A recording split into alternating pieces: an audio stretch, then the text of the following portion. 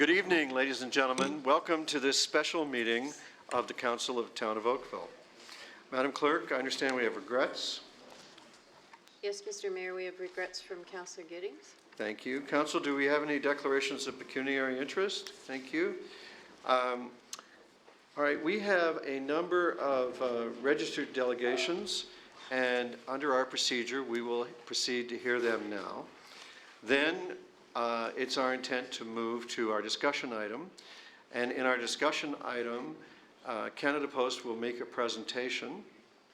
After the presentation by Canada Post, Council will ask any questions that, excuse me? Sorry. After the presentation by Canada Post, Council will ask its questions, and then I will ask the public for any who wish to bring questions forward, and Canada Post will note those questions, and after we've received all of those questions or any other information that may come as a result of polling the audience, we will then return to Canada Post to answer those questions, and that will bring us to the end of the evening. And with that, Madam Clerk, would you call the first registered delegation? The first delegation is Mr. Doug McCurgan.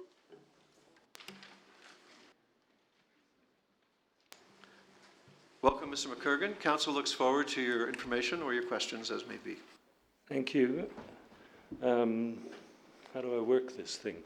We have help standing, right? Thank you very much. Just looking to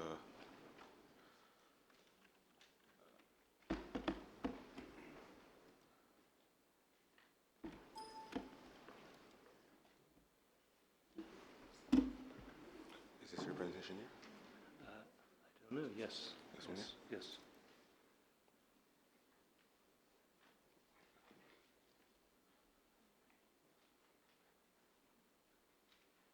Excuse me.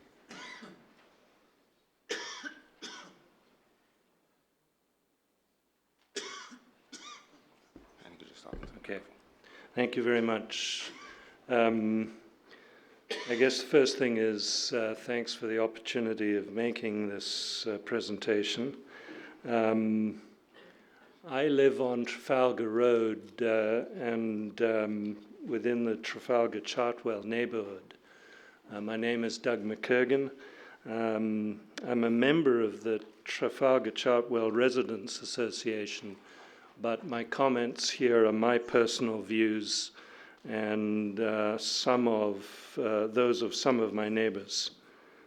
So I guess I just press a button here to move on, do I?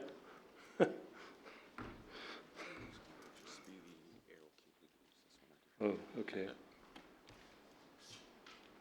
The technology doesn't work. Thank you. That button? Okay. I have gone through the Canada Post guide, and I congratulate them on it. It's quite well done. I guess the point about this slide is that the neighborhood that I live in is not really suburban. It's an old neighborhood, and I would suggest that it is closer to an urban neighborhood than a suburban neighborhood. And there are some issues with it. So the location and appearance of the boxes in my neighborhood, I'm sure it matters in everyone's neighborhood, but we're a bit anxious about it. We have narrow streets. It's a heritage district. There's concern about encroachment on properties. I'm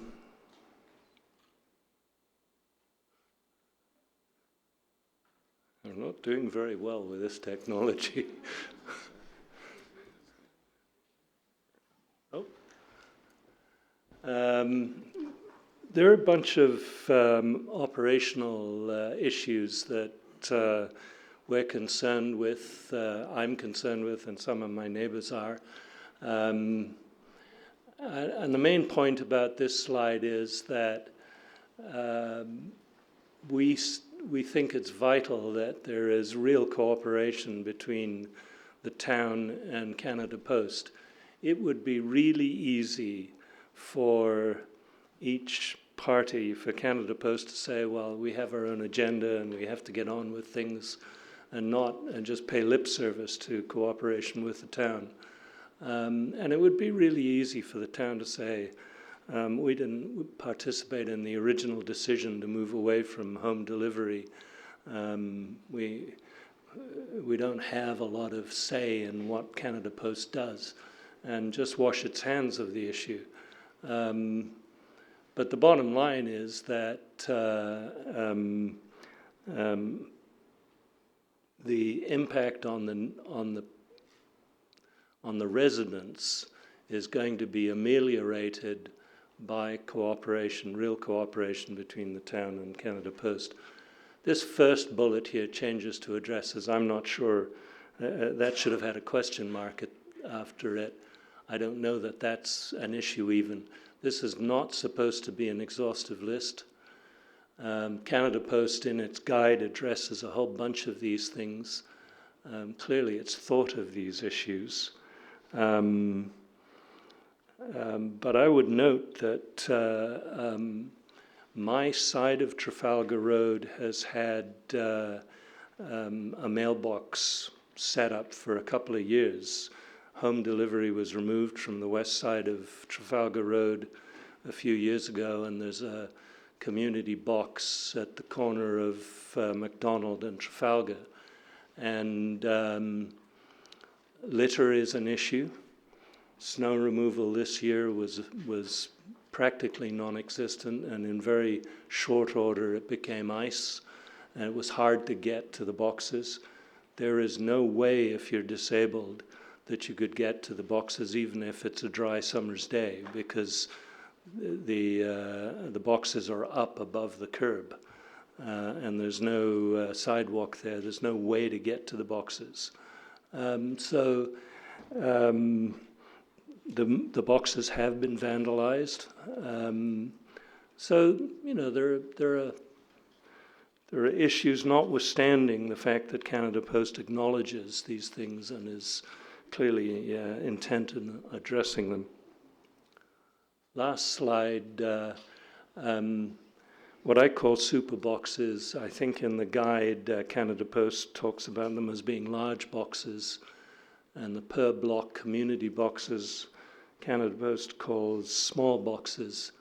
In talking to my neighbors, there doesn't seem to be a clear consensus on which model works best. Each one addresses different operational issues. And I guess that I just throw that out. I don't know what the right answer is, and hopefully if Canada Post gets enough feedback from the community, they'll come to some kind of I guess, majority position. And I would note that neither model addresses litter. I think it would be real shame if the litter issue is just ignored. I think there's a cost associated with cleaning litter up. There is no garbage can at the box that we use, and people just toss the flyers out on the ground. That's it. Thank you, Mr. McCurgan. Councillor Duddick has a question for you. Thank you. Thank you very much for your presentation, and pleased to see the outline of the concerns or questions you've raised. As you indicated, they're not limited to just that. I am interested, given that you have one of these in close proximity to where you live, and you had mentioned the vandalism issue, and I guess my question is, what has transpired when you've noticed there's been vandalism, i.e. have you a person or a contact that you've contacted to say you've noticed vandalism? Or is it a case of you just wait until somebody comes along and addresses it? I'm trying to get to the response time, basically, in addressing concerns. Well, I should make it clear that it was only one occasion. And at that time, right now there's a cluster of 4 units.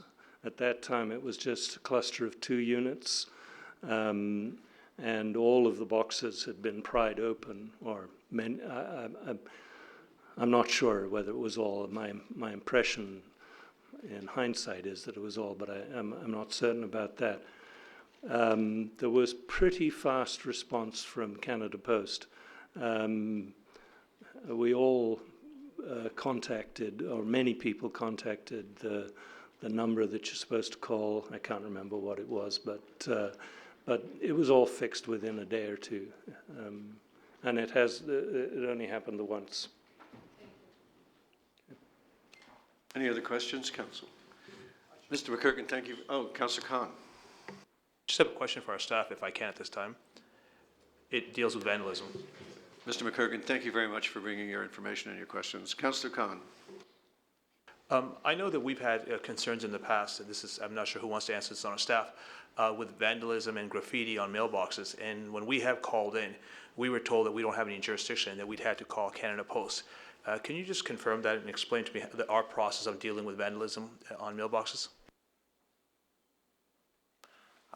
Through Mayor Burton, simply we do refer the vandalism if it comes in through Service Oakville or through Roads and Works, then the matter is referred off to Canada Post. We do have a number that we contact them at to clean up their mailboxes. And as best I know, they do react fairly quickly. But would it be fair to say that we're prohibited from cleaning up the graffiti on their mailboxes? Given the design of their mailboxes, yeah, I don't think we would be touching that property because it is a special design and their material. Thank you, Councillor Khan. Councillor Demoff. Thank you. My question is for staff as well. In terms of the litter and snow removal, who is responsible for that around these mailboxes?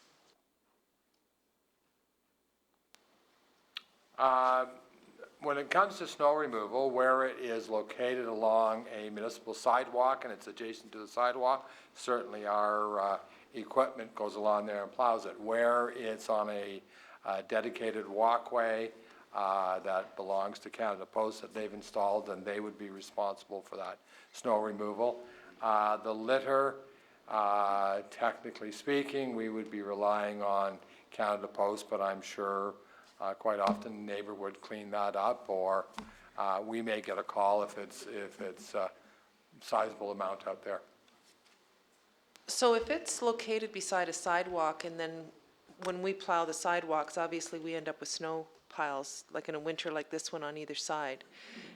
So you could have the mailbox on the other side and it wouldn't be particularly accessible then, is that correct?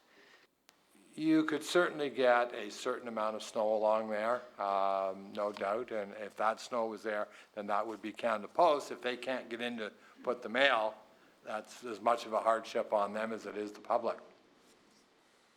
Okay, thank you. Councillor Robinson. Thank you, Your Worship. You know, I think I want to, this is for staff as well, if you don't mind, and probably the most significant issue of this whole issue is one of safety. And that's created by virtue of the fact that there's a lot of hazards with respect to getting to the post box during certain weather conditions. And I mean serious weather conditions and serious hazards, and people are slipping and falling. The elderly can't even get there. So safety has to be considered as probably the primary problem that we're going to have if this ever does occur. And I'm asking what position the town has taken in the past with respect to that safety factor. Through Mayor Burton, I guess I have two comments. First of all, again, if there's an issue around a mailbox, then we do report that to Canada Post. But I do have to go on the basis that almost 60% of the residences in Oakville have mailboxes. And admittedly, many years ago, we would get periodic complaints, but I would suggest those complaints that we get today, whether it be safety, snow, or litter, I wouldn't suggest that they're numerous by any means. Well, I suppose we had an exceptionally difficult winter that we just survived through, but if, you know, believe me, Mr. Green, it was atrocious, the number of people that complained about the conditions of getting to the box and the safety and the stumbling and the falling this year. How do we know that if Canada Post does go ahead with this plan, how do we know that they're going to be able to manage it more effectively than they have in the past?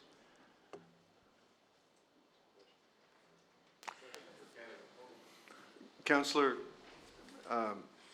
that's our town manager. I'm not sure he can answer that question. I'm aware it's a question for Canada Post, but Mr. Green is a very good CAO, and I thought he might have an opinion. I guess he does. We'll ask Canada. Councillor, thank you very much. I don't want to cut you off. If you have more, go ahead. But No, I'm fine, thanks. Councillor Dudek. Thank you, through you, Your Worship. Further to the line of questioning that Councillor Robinson had and Councillor Demoff, has the town entertained any kind of discussion with our federal colleagues in regards to them reimbursing us for a service? We're already in the area anyway. Is there anything whereby we would provide a service as far as cleaning the area in front of a mill, you know, super box, whatever, because we're already clearing the sidewalks, and then charge back any costs associated with that to the federal government?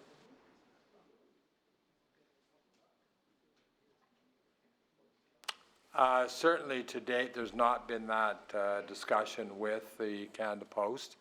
The issue I think you get into, the minute you start taking on that responsibility, you also take liability.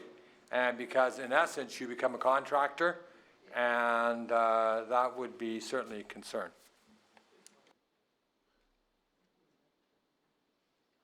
All right. Thank you, Council. Madam Clerk, would you call the next delegation? Next delegation is Mr. Mike Lansdowne.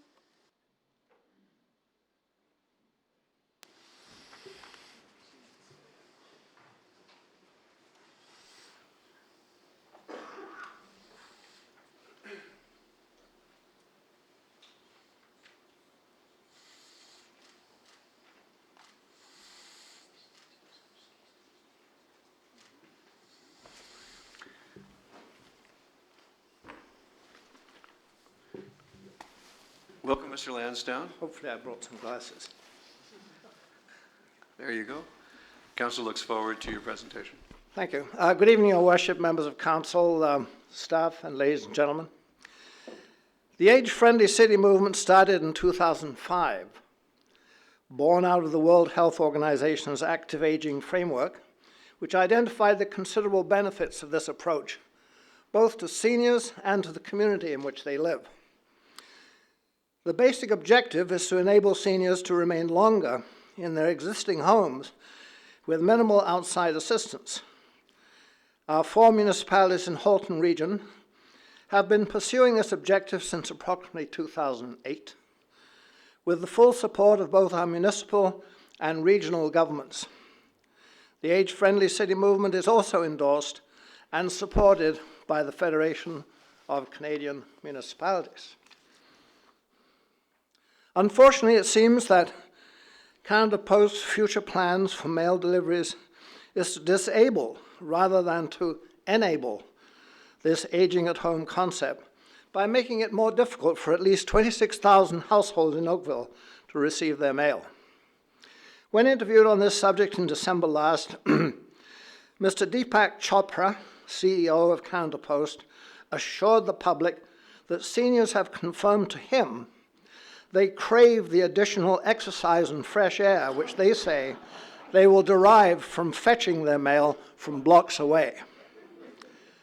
Through your worship, I would ask the Canada Post representatives who are here this evening to assure Mr. Chopra that there is another side to this story. Up to a couple of years ago, I too could have danced down to the Canada Post CMB at the local Bijou or wherever to pick up my mail. Unfortunately, with increasing age, my blood circulation has deteriorated to the point where I was maxing out at about 50 yards, even on a good day. Recent corrective surgery will hopefully reverse that situation, but in the meantime, my walking distance is severely limited. A key attribute in the aging at home concept is the ability of the senior to maintain his or her dignity through self-reliance. Yes, I could ask my wife to pick up the mail in fair weather, and probably my daughter in foul weather. Likewise, I could ask my neighbors.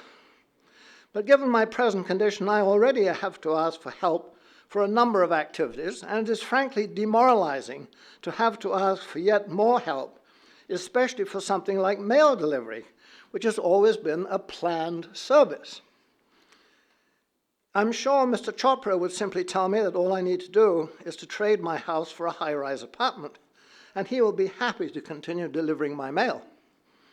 But Mr. Chopra forgets that the house offers other advantages to the senior, such as a garden to enjoy and dog as a companion, which an apartment excludes.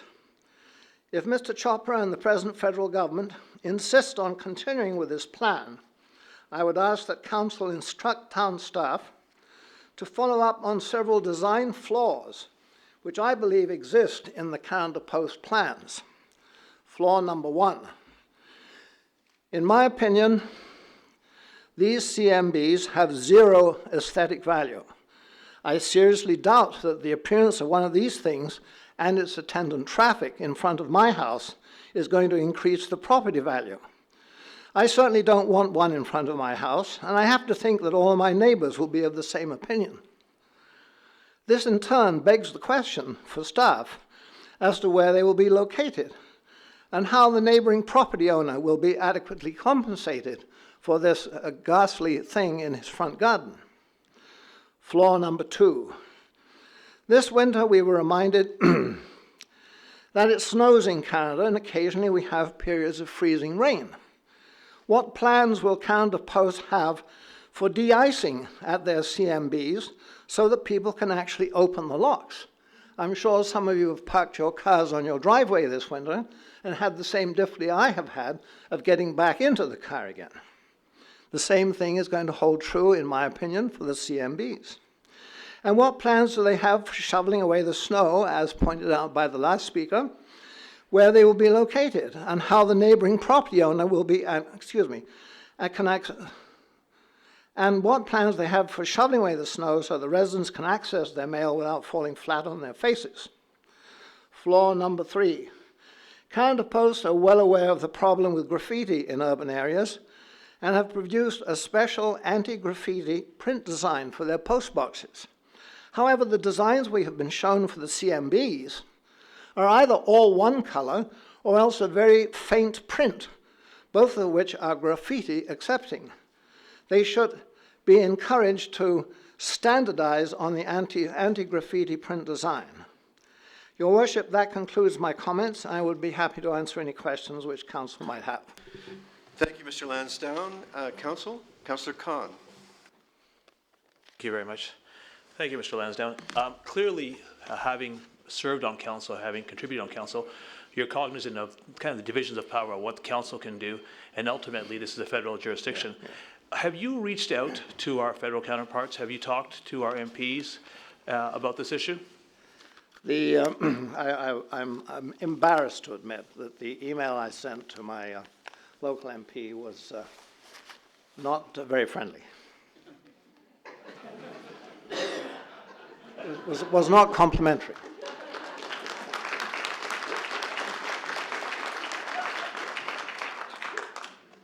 Just to follow up to our staff on that, why did we not invite our federal counterparts to attend this meeting?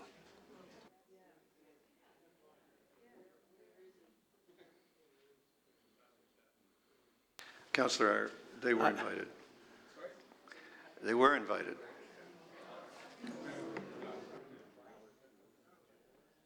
I do note, if I may add to that comment, Your Worship, that from my past experience, I'm aware that normally we have in place things like the Federation of Canadian Municipalities and the what's called the Ontario Municipal. Help me again.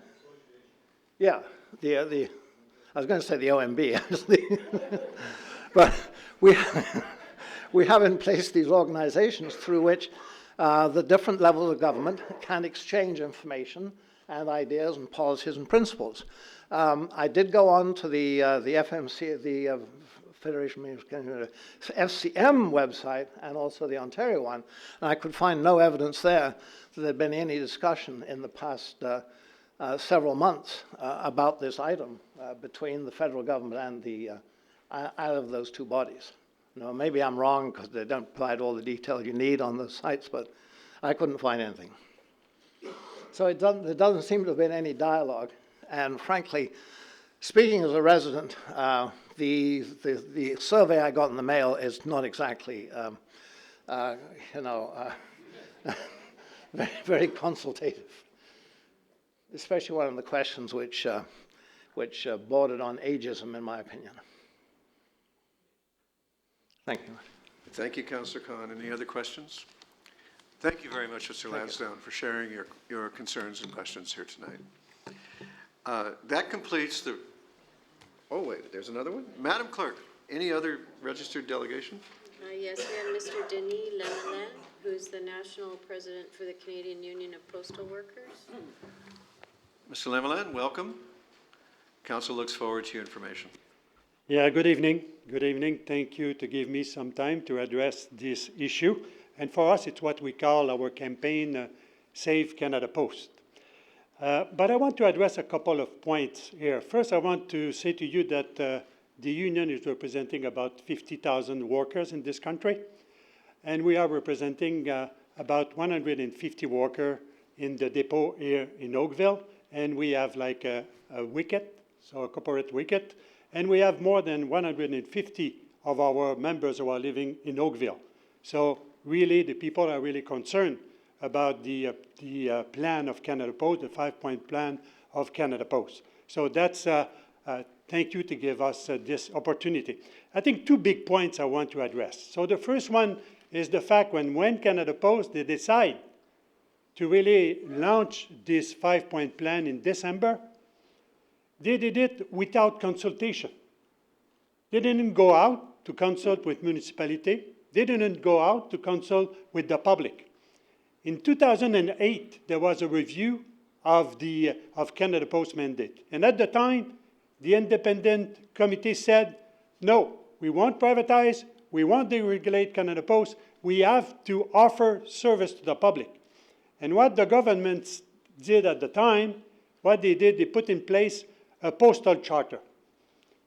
And this postal charter is supposed to be reviewed this year in 2014. Canada Post, instead of waiting the moment to consult, they decide to go ahead with the support of the government. Minister Lisa Raitt, she's minister responsible for transportation, she said, it's our plan. So that's the plan of Canada Post, but that's the plan supported by the government. So they did it without consultation. And when we're talking about Canada Post, it's a crown corporation. And a crown corporation, it's owned by the citizen of this country. And the citizen of this country has a right to say what kind of postal service they deserve, what kind of service this corporation has to give to them, and at what cost. And that's why they decide to go ahead without having this big consultation.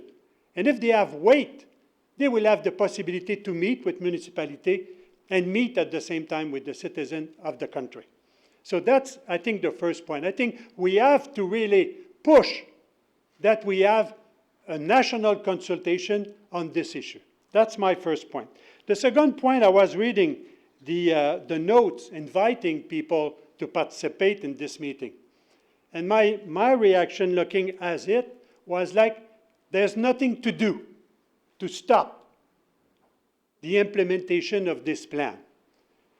And I think there's a lot to do to stop this plan and have a large debate on this issue. And it's already happening. You saw the two people before me. They explained people with disability, senior people, people in all the suburbs and in the area are standing up and say, hey, we have to stop and we have to discuss this issue. So I think that's something important, saying, okay, yes, Canada Post want to go ahead, but as citizens of this country, we can say, no, stop, we need consultation. So it's happening with large communities, and it's happening too with municipalities. In Quebec, the Union Municipalité du Québec said no as a whole. They said, no, we want to stop this project, and we want to have a consultation. The 10 largest cities in Ontario, they met 3 weeks ago, and they decided we want to stop and have a consultation. Municipality like Ottawa, municipality like Toronto, other municipality, they met and they said, no, we want to be consulted because our citizens will be affected by these changes and really, really affected by these changes. So there's municipality out there, and there's more municipality. And the debate, when you're looking at the future, the debate is between what Canada Post wants to do with the Postal Service is cutting services to the public, cutting services. And when a big corporation like that decides to cut, there's no future. It's why the union decided, and we have this plan for many years. We have a vision about the future. We want to keep the job in the community. We want at the same time to keep the corporate wickets in this country. And that's the kind of thing we can do together. It's why we launched this campaign. But it's clear that it's not possible to do this campaign alone. So the citizen has to stand up and say, no, we have to be consulted. And for the municipalities, municipality can say, no, we want to be consulted. And at the same time, there's the convention of the Federation of Canadian Municipalities happening at the end of May. And we want to launch a debate there because they are the ones who will be affected, because the questions that people ask are the good questions. When you're talking about a super mailbox, what is the cost of a super mailbox? What is the cost to maintain a super mailbox? What is the impact on the environment of a super mailbox? And all of that. And what is the impact and what can be the future if we maintain the letter carrier delivering the mail and maintaining the door-to-door delivery? That's the kind of question that we have to debate all together. And it's an appeal. It's an appeal to the municipality and the councillor and the mayor of this municipality to really say to Canada Post, we want to be consulted and we want to be part of this debate. Because it's the citizens of this country who own Canada Post, and it's them who can say exactly what is the future of Canada Post. And when we're talking about Canada Post cutting, we're talking, us as a union, about expansion of services. Expansion of services with e-commerce, parcel. We're talking about banking, financial services, and this kind of issue. Canada Post, yes, has to rethink its future, but the only way to rethink the future of Canada Post is to have a large debate. So thank you for your time. Thank you. You've earned a question or two. Councillor Adams would like to share a question with you. Merci, Denis. It's nice to see you. Thank you very much for joining us. Could you help me with a couple of questions? So you were raising the issue of other municipalities and their concerns and their desire for more consultation, which I think we share, hence the meeting tonight. Could you tell us what kind of motions have been passed by other municipalities on this subject? So all kind of motion, but as a union, we have put forward a motion that we send to all municipalities who want to address the issue. And mostly what municipalities are putting out, it's a motion saying, yes, this change is happening. We're against the change because there was no consultation with the public. There was no consultation with the municipality, and we need to have a large debate. That's mostly, we have some that we can send to the municipality here, or you can counsel other municipality. I think Toronto had one. There's some other municipality like Victoria and Vancouver as one. I think Calgary is looking after one. So there's many municipalities. I think there's more than 40 municipalities in the country who already put forward. And there's regroupments too, like I talk about what happened in Quebec. It's the whole body of the municipality who asked for it. And what other, and where would I find your preferred? You go on our website, upw.ca. Okay, thank you. And we have people here, the local, the Hamilton local, who is taking care of all our member here. They will be more than happy to give you the this resolution. Okay, it would be very helpful if you could give that to us this evening, I suspect, given the discussion tonight. So if there's a way of you pointing us more specifically, I'll look up your CUPW site. But now you said that you noted Ottawa and you noted Toronto as having specifically made resolutions with respect to demanding additional consultation. Did they put timeframes on it? I don't recall if they put time frame. I think it's happening. So I think it's if there's more municipality pushing for it, I think that will be it's the best way. And I think that with the convention of the Federation of Canadian Municipality happening at the end of May, I think that's a really a good moment to really have a large debate at the time in this forum, because that all the municipalities of the country will be represented. Okay. Now, I believe our mayor has already made contact with a few other mayors around the country around trying to understand what others are doing and how they'll do it. Do you have any advice for us specifically as to which groups are the best groups, or which municipalities we should look to? I think the one I prefer is the one of Victoria in BC. The one in Victoria in BC, I think, has been put forward in the municipality and from councillor, who is really clear that having to stop and have a debate and doing it at the convention of the FCM. And can you help us understand the impact on the workers locally? How many, you said there's 150 locally, I think. How many would be required under the replacement scheme, I'll call it, where we end up with an extra 300 community boxes versus what we have now? We have 15 million routes of letter carrier in the country. So when Canada Post announced their plan, they say in the 5-year plan there will be 6,000 to 8,000 of the letter carrier or work will be affected, or worker will be affected. So if you look 6 to 8 to 15,000 letter carrier in some way, or 20,000, so it's about 30 to 40% of the labor force will be directly affected. So that's what they put out at the time. So locally, does that suggest that we'd be losing 50 to 60 positions in Oakville? It's difficult to say, because it's how they will reorganize the route, and at the same time how many businesses will be affected, how the downtown area will be affected, and how the people, the residential area will be affected.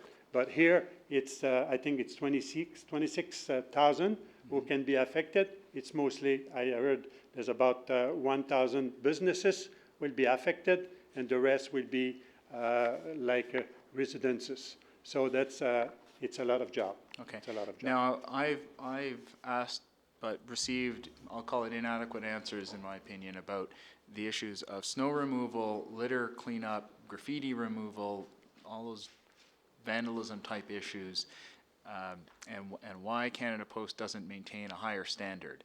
And one of the questions I asked was, why don't you assign workers whose job it is to do that?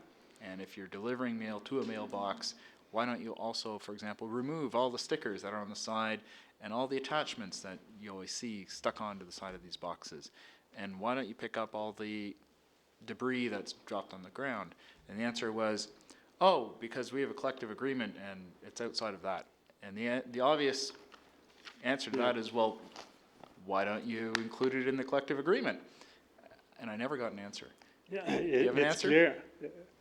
It's clear that when you look at the overall plan of Canada Post, one of the goals is to cut job, but at the same time to really put pressure on the wages. Because when you go for a wicket with a corporate one to a private one, you cut the wages in two. That's what's happening. So if you contract out all the service to the mailboxes, instead of paying like a job for a letter carrier with a living wage, you go and after that you subcontract at a lower wages. So it's this idea that the only way to make Canada Post a good corporation is cutting services. So, and when you're talking about collective agreement, everything can be negotiated when you're at the table. And this kind of thing can be negotiated too.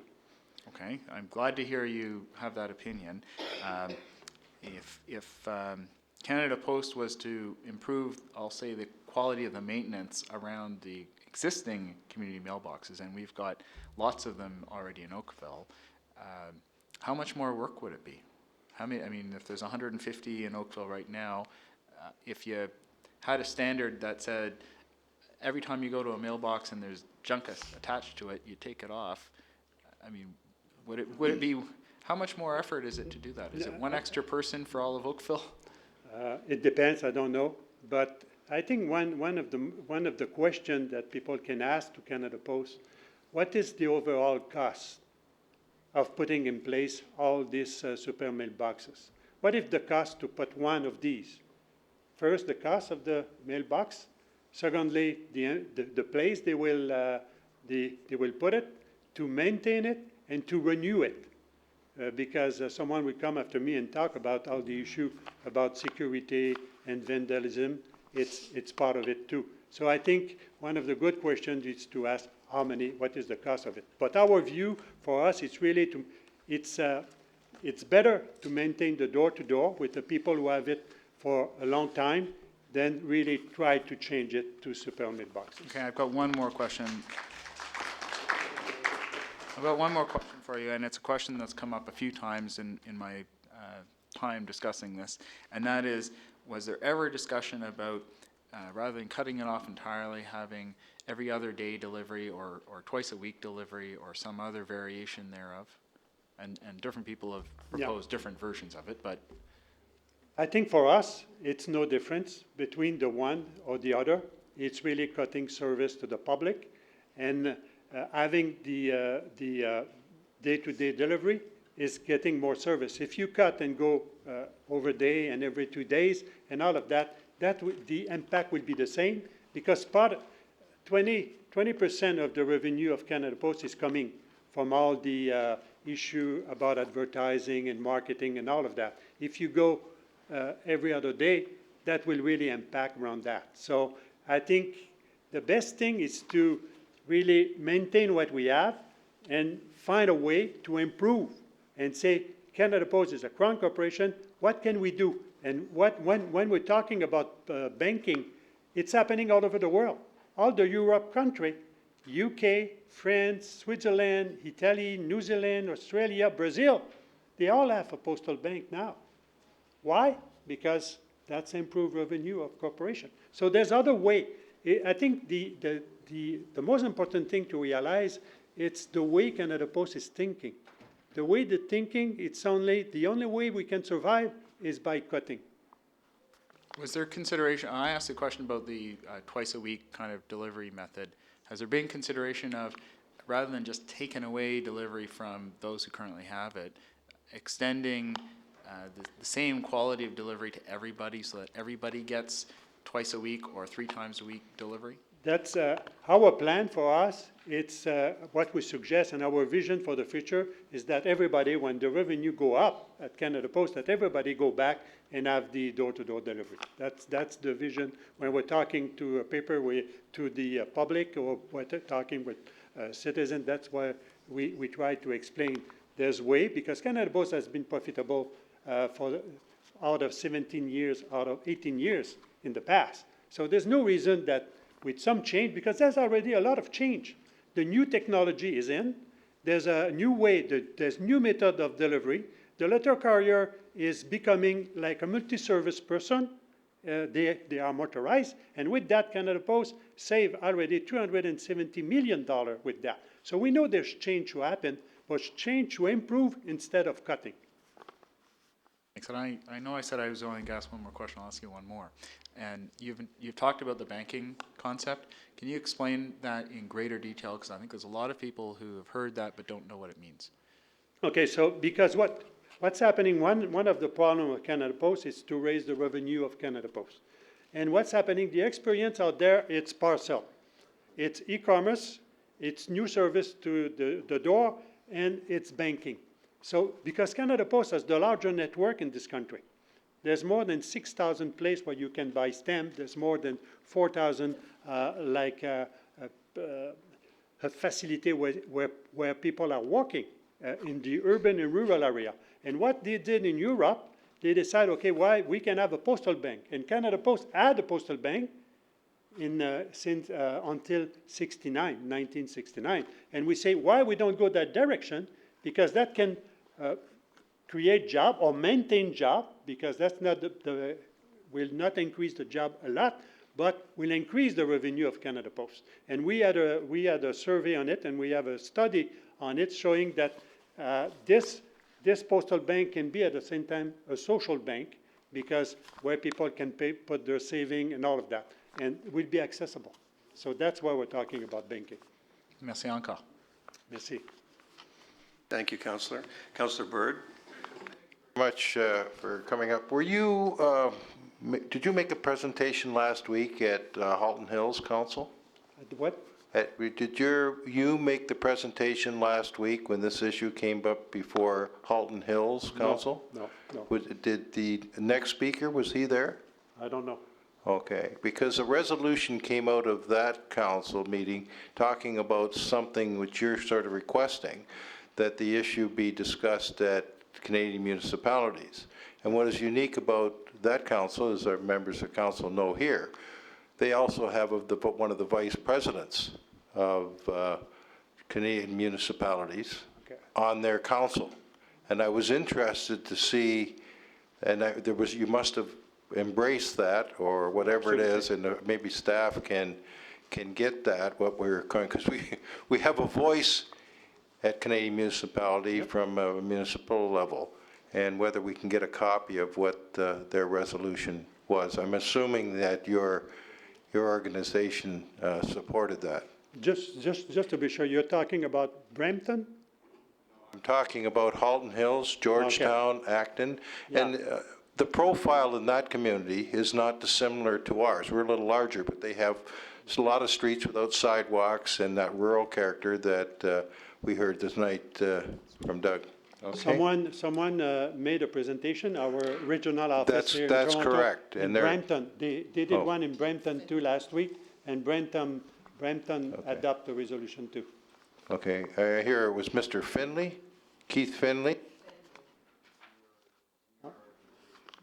And he's not on the delegation, so you weren't. That answers my question. Thank you. Thank you, Councillor Bird. Any other questions, Council?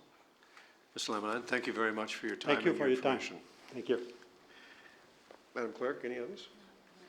All right. Then our formal delegations are over. We're now going to discussion. We're going to move into Committee of the Whole. As soon as I get a mover and a seconder. Councillor Khan, Councillor Knoll, are you seconding that? All those in favor? Oppose? We're resolved in Committee of the Whole for the purpose of considering discussion item number 1, which is the presentation from Canada Post regarding their 5-point action plan and their conversion of the remaining door-to-door mail delivery in Oakville to community mailbox delivery. And Canada Post is there in the front row. Who's first? Come on, it's your turn. Thank you. We also have a presentation, I believe, to show. Well, we'll have technical help right by your side. Thank you. So let me just begin by thanking you so much, Mayor and Council, for giving us the opportunity today. I am joined by a few of my colleagues. Susan Margulies will join me as well in presenting to the group. So really appreciate the opportunity to be here. All right, thank you so much. You know, we certainly understand what a big issue this is and how important it is to certainly the citizens of Oakville and to certainly all the councillors. And, you know, we just want to emphasize that we're here and really prepared to work collaboratively, cooperatively with your folks, your offices and your staff to make sure that this is done as well as it can possibly done in Oakville. You know, community mailboxes have served many of Oakville's residents, most of Oakville's residents for many, many years, but we still understand it's, you know, don't want to diminish that it's a significant change for those that have enjoyed door-to-door delivery. So we certainly don't underestimate the difficulty it can create. We recognize there'll be lots of questions. You know, we certainly commit, and Susan's going to talk a little bit about it, the kind of consultation that we're prepared to do. We've reached out to all of the affected citizens already. We're certainly going to continue that dialogue. We intend to work collaboratively with the municipal staff and certainly with your offices to ensure a smooth transition. I'm going to just page down here, or what should I? Oh, there we go. So, you know, making the decision to end mail delivery was very difficult for us. The fact is, and it goes without saying, that digital alternatives are certainly replacing traditional mail in a dramatic rate. The trend is actually accelerating for it. We see it month after month. We have less mail month after month than we had in the past. You know, people are certainly Canadians are using Canada Post very differently today. We have, in 2013, last year, we had more than 1.2 billion pieces of mail fewer than we had in 2006. So, I mean, we're diminishing by about 25% in the last number of years in terms of our primary business, which is the mail business. So, obviously, Canadians are using us differently. Our mandate is to serve Canadians and to be financially self-sufficient. And so with the prospect of this continuing decline in letter mail, we foresaw that we were going to lose money. We were certainly not going to be financially self-sufficient. We were going to become a burden on taxpayers. We understood that our costs were going to continue to exceed our revenues, and we needed to make some dramatic changes. And that's why we made this decision. It certainly was not taken lightly. We needed to do something to really secure the postal service. Let me just see if I can make this work here. Sorry about that. I just don't know which button you want me to. This one? Yeah. Can I just do page down, or what do you want me to? Okay, thank you. So in December, we introduced our 5-point action plan, recognition that there is not one silver bullet that will fix the problems, the financial situation that Canada Post finds itself in. The 5-point plan is fundamental. This is about returning us to financial sustainability and ensuring that we don't become a burden on taxpayers. It's certainly in our mandate. We did do a number of consultations across the country in the last year or so. Certainly we heard loud and clear from Canadians they do not want Canada Post their tax dollars to be spent on Canada Post. So we heard that clearly. So thus the need for change. The 5 points are all about trying to ensure that we continue to deliver service, but again, meet our financial requirements. Certainly the cornerstone of it, and the piece that we're here to discuss today, is this conversion of door-to-door delivery to community mailbox. It's certainly the most significant financially for us. At the end of the day, when we've converted the 5 million points of call, or the 1/3 of addresses left in Canada that have door-to-door delivery, the savings will be in the $500 million a year for Canada Post. So huge, significant change to our financial situation. As I mentioned, about half the homes in Oakville today, and for many years, have received mail at community mailboxes. About 4 million Canadian households are on community mailbox. So we chose this particular option because we know how to do this. We have done this for 30 years. It's certainly not without issues, but we have experience at this. We know how to install the equipment. We know how to deal with individuals that have challenges getting to the box. So we have lots and lots of experience. We think it really matches the change in the way we're seeing Canadians use the mail as well. They are certainly doing a lot more online shopping. There's many more parcels. Community mailboxes are an excellent delivery utility in terms of delivering parcels, so we think it matches as well the way Canadians are using the mail.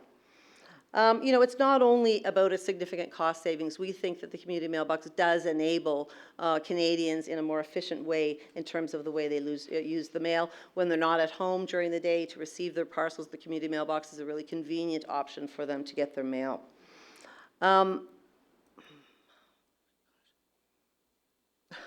Sorry about that. Oh my gosh. pushing.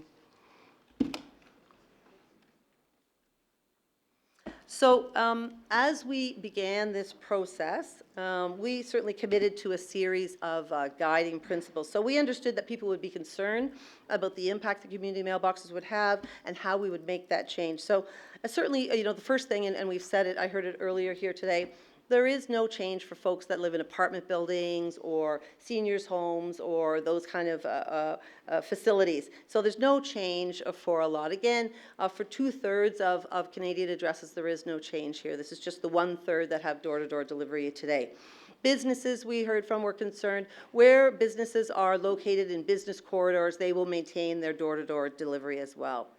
We have standards regarding how the boxes will be located, and we'll spend a little bit more detail on that in a minute, but we're certainly understand that this needs to be a consultative and thoughtful process, that we involve Canadians, affected Canadians, municipalities, their representatives in this entire process. Again, having 30 years of experience, we started to roll out community mailboxes in the mid-'80s. So we have dealt with many, many situations, many difficulties, and we certainly have heard, and we've heard here tonight, the concerns for seniors, the concerns for Canadians with mobility challenges. We are very, very sensitive to that. We have dealt with many of those situations over the years. We certainly undertake that. We think we will deal with those situations on a case-by-case basis and ensure that Canadians have access to their mail. We've had lots of experience with this and certainly undertake to make sure that Canadians have access to their mail and to our services. We'll come to that. We're going to talk a lot about consultation. Over the next few months, we're going to be reaching out to everyone that's affected, and one of the questions for them will be about, to let us know if they are concerned about their ability to access their mail, and that way we can deal with those. So we'll certainly there'll be a 1-800 number, a toll-free number for people to get in touch with us, let us know what their concerns are, and we'll be dealing with those. We've also been reaching out to groups representing those with mobility challenges or seniors.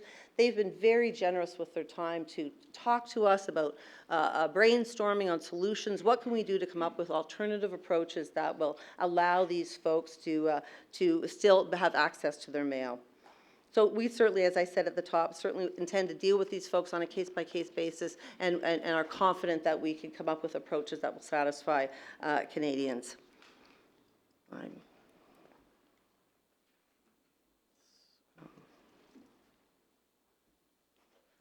With that.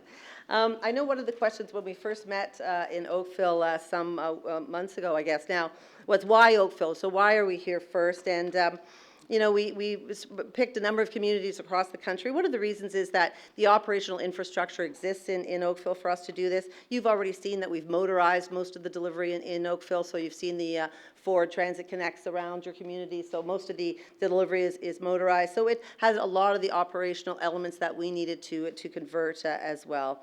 There's a lot of other communities at different state of readiness. It is a 5-year plan, but over those 5 years, certainly all of the door-to-door addresses will be converted. We have a new box that we are rolling out. So the new box has many new features. Certainly it is, as you can see, it's a larger compartment. Our old box, brown box, had more of a square compartment, which was really designed for letters. This is a box that suits more the kind of mail that we see today, which is more packets, more flat mail, more magazines, more parcels, and so that kind of online shopping. So the box is much more sort of in line with the kind of mail we see today. We have double the parcel capacity, so a couple more parcel boxes than we have in the existing equipment. Lots of added security features as well. We heard tonight a little bit about vandalism. Fortunately, we haven't had a lot of vandalism or CMBs broken into over the years. There have been some though, and that's why we've certainly strengthened the existing boxes, but our new box has a lot new security features, and we're pretty pleased with that.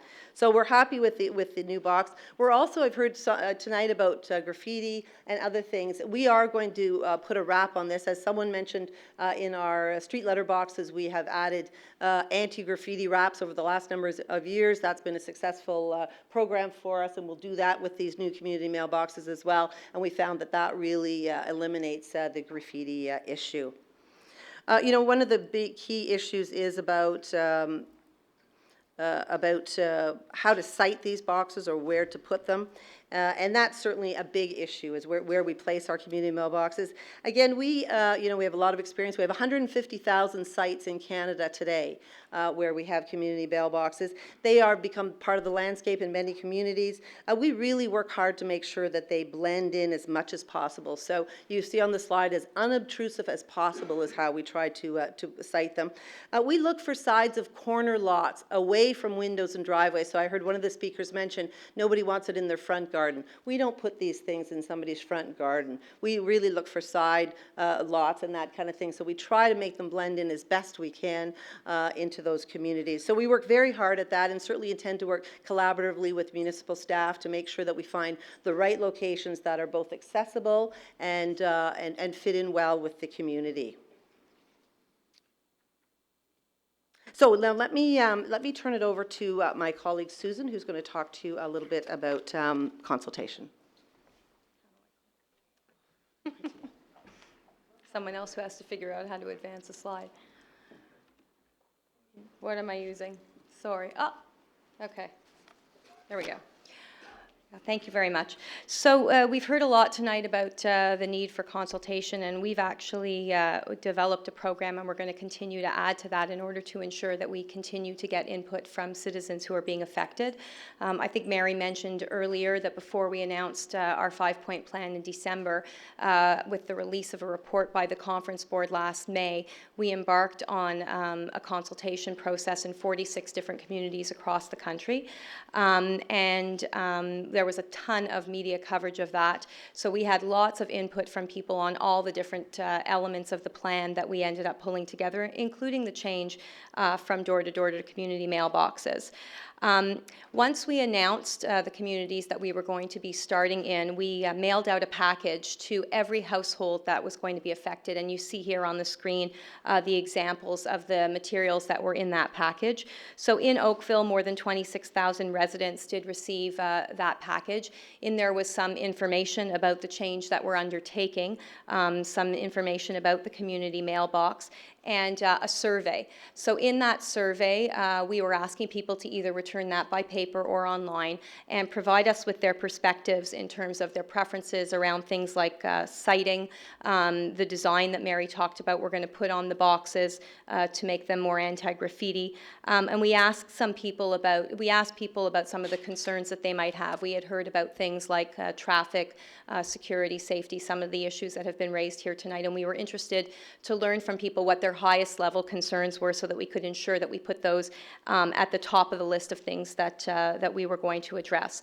And we're going to take that information. We've already been entered into a dialogue with some of the people in the planning department here and in the other communities where we're starting, and we're going to be able to use that input. We've already had responses from about 25%, so more than 6,500 Oakville residents have already responded by sending us a survey either in the mail or online, and we're hoping that with the discussion here tonight and the publicity that this might garner, that we'll see an even greater influx from your community.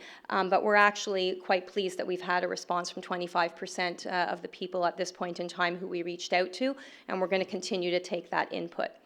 The second element of our consultation is something found online, but is also available in paper if people aren't technically enabled. And that's what we refer to as our guidebook. And I think one of the previous speakers referred to that as well. And that's another consultation tool. It takes a little bit longer than a survey. And that is, again, asking people about things like site preference. Would you like to see more smaller sites spread throughout your neighborhood that you would be able to quickly walk to from your door? Or would you prefer to see fewer larger sites, perhaps in public spaces that you might pass on your way to and from work or to and from the town center? We also ask people about the look and feel of the box. So the wrap that I mentioned, there are 4 different designs in the guidebook, and people can give us their opinion and rank which of the designs they would prefer to see in their neighborhood. That guidebook is actually available to anybody across Canada who wants to fill it in, but because we ask people for their postal code, we are able to agglomerate that information with the information from the surveys that we're getting, so we know what is coming directly from Oakville residents, and again, we can feed that back to the city and to the planning department in the process of determining where and what box look we're going to be installing in Oakville. This is a picture where we sit today in terms of the responses I just mentioned to you. So this is sort of new information. And so this is what the 6,500 or so people who've responded have told us just in terms of site preference. So you can see on this slide, the green dots represent respondents who've said they would prefer to see more smaller sites spread throughout the neighborhood, making it more walkable and more easily accessible perhaps from their homes, as opposed to the very few small red dots on here, which are people who responded saying that they would prefer to see a larger site. So again, this is based on the responses that we have so far. It's pretty overwhelming in terms of the smaller site desire as opposed to the larger. That being said, people are still very much welcome to provide us with their input, and we will continue to look at that again as we dialogue with the planning department and look at what the most appropriate sites are here in the city of Oakville. Town, pardon me.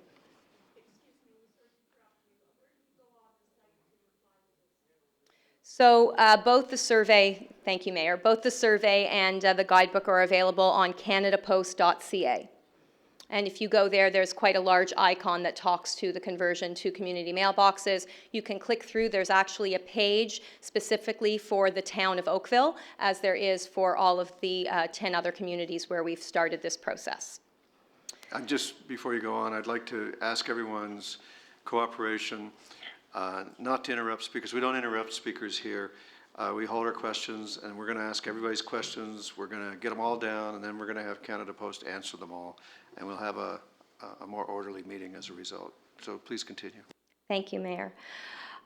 So that's the start of the process that we've undertaken, and we intend to continue to consult with residents and to communicate with residents as we go through this change. As Mary mentioned, we recognize that this is a large change for people, and it's not something that we're taking lightly. So beyond the consultation that we've undertaken with the survey and this guidebook, residents can expect to hear from us several times. First, once we are able to feed back to the town, we will then be again reaching out individually to every resident who's going to be affected and reporting back to them what we heard through the consultation process. So people will see what both they and their neighbors had to say about some of the choices and concerns that we asked about in these consultation tools. Once we then get into the process of change, residents can expect to get information packages from us several times throughout the conversion in terms of how they can expect to get their keys, where their box is going to be, a follow-up letter to ensure that they've received all the information that they need, all of this well in advance of actually transferring people's mail from the mailbox outside their door to the community mailbox. Once the process is complete, we will also be going back to people with a survey to ensure that we're tracking the process and making sure that we haven't missed anything that we need to go back to. And in the midst of this, if anybody finds that they believe they are going to have a hardship with getting to their box, if they are concerned about their mobility, and beyond what we've already talked about, our responsibility in terms of keeping the boxes clear of snow and making sure that people can access them from the sidewalk, etc. If people are concerned, as Mary mentioned, we will have our 1-800 line set up, and we will deal with every case individually as we have over the past many years when installing community mailboxes or making any kind of change to delivery. So we will talk with people, we will find out what the challenges are, see whether it's a change in our equipment, whether it's box placement, whether it's a different kind of key that we can give them, or whether we need to look at a different way to help them ensure that they have access to their mail. So all throughout this process, that will be a very prominent feature, and it will be quite clear to people who to call and where they can go in order to make sure that their concerns are addressed. Okay, I was doing well, and now suddenly it doesn't want to switch to the slide that says thank you. So there we go. So just to wrap up, and we are happy to take any questions you might have, I just want to reiterate what my colleague Mary said at the beginning, and that is, we recognize that this is not an easy thing for people to get used to. Change is never simple, and we believe that this is really a part of the 5-point plan, is really the way to bring the postal Postal Service back to financial sustainability and to be able to maintain postal service across Canada. Our promise is to work with the town and to work with residents to make the implementation as straightforward and as respectful as possible. And we thank you for your time, and we're pleased to answer any questions you might have. And you have a few. I have indications of questions from Councillor Robinson, Councillor Dudek, and Councillor Khan, and Councillor Demoff, and Johnston, and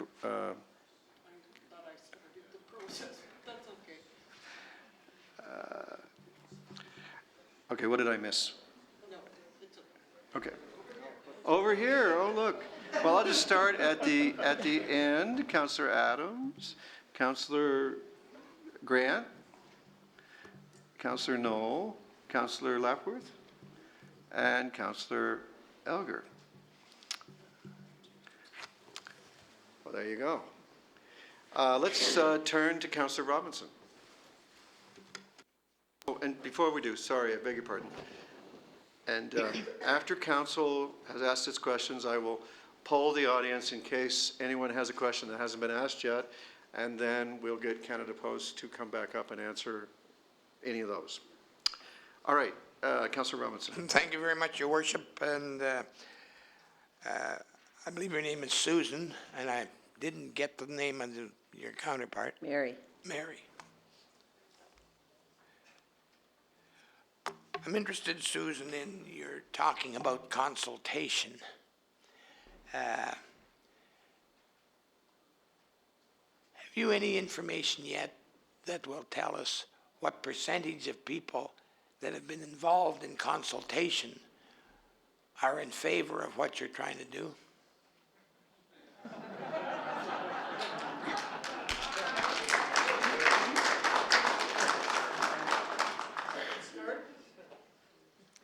So our consultation is about how.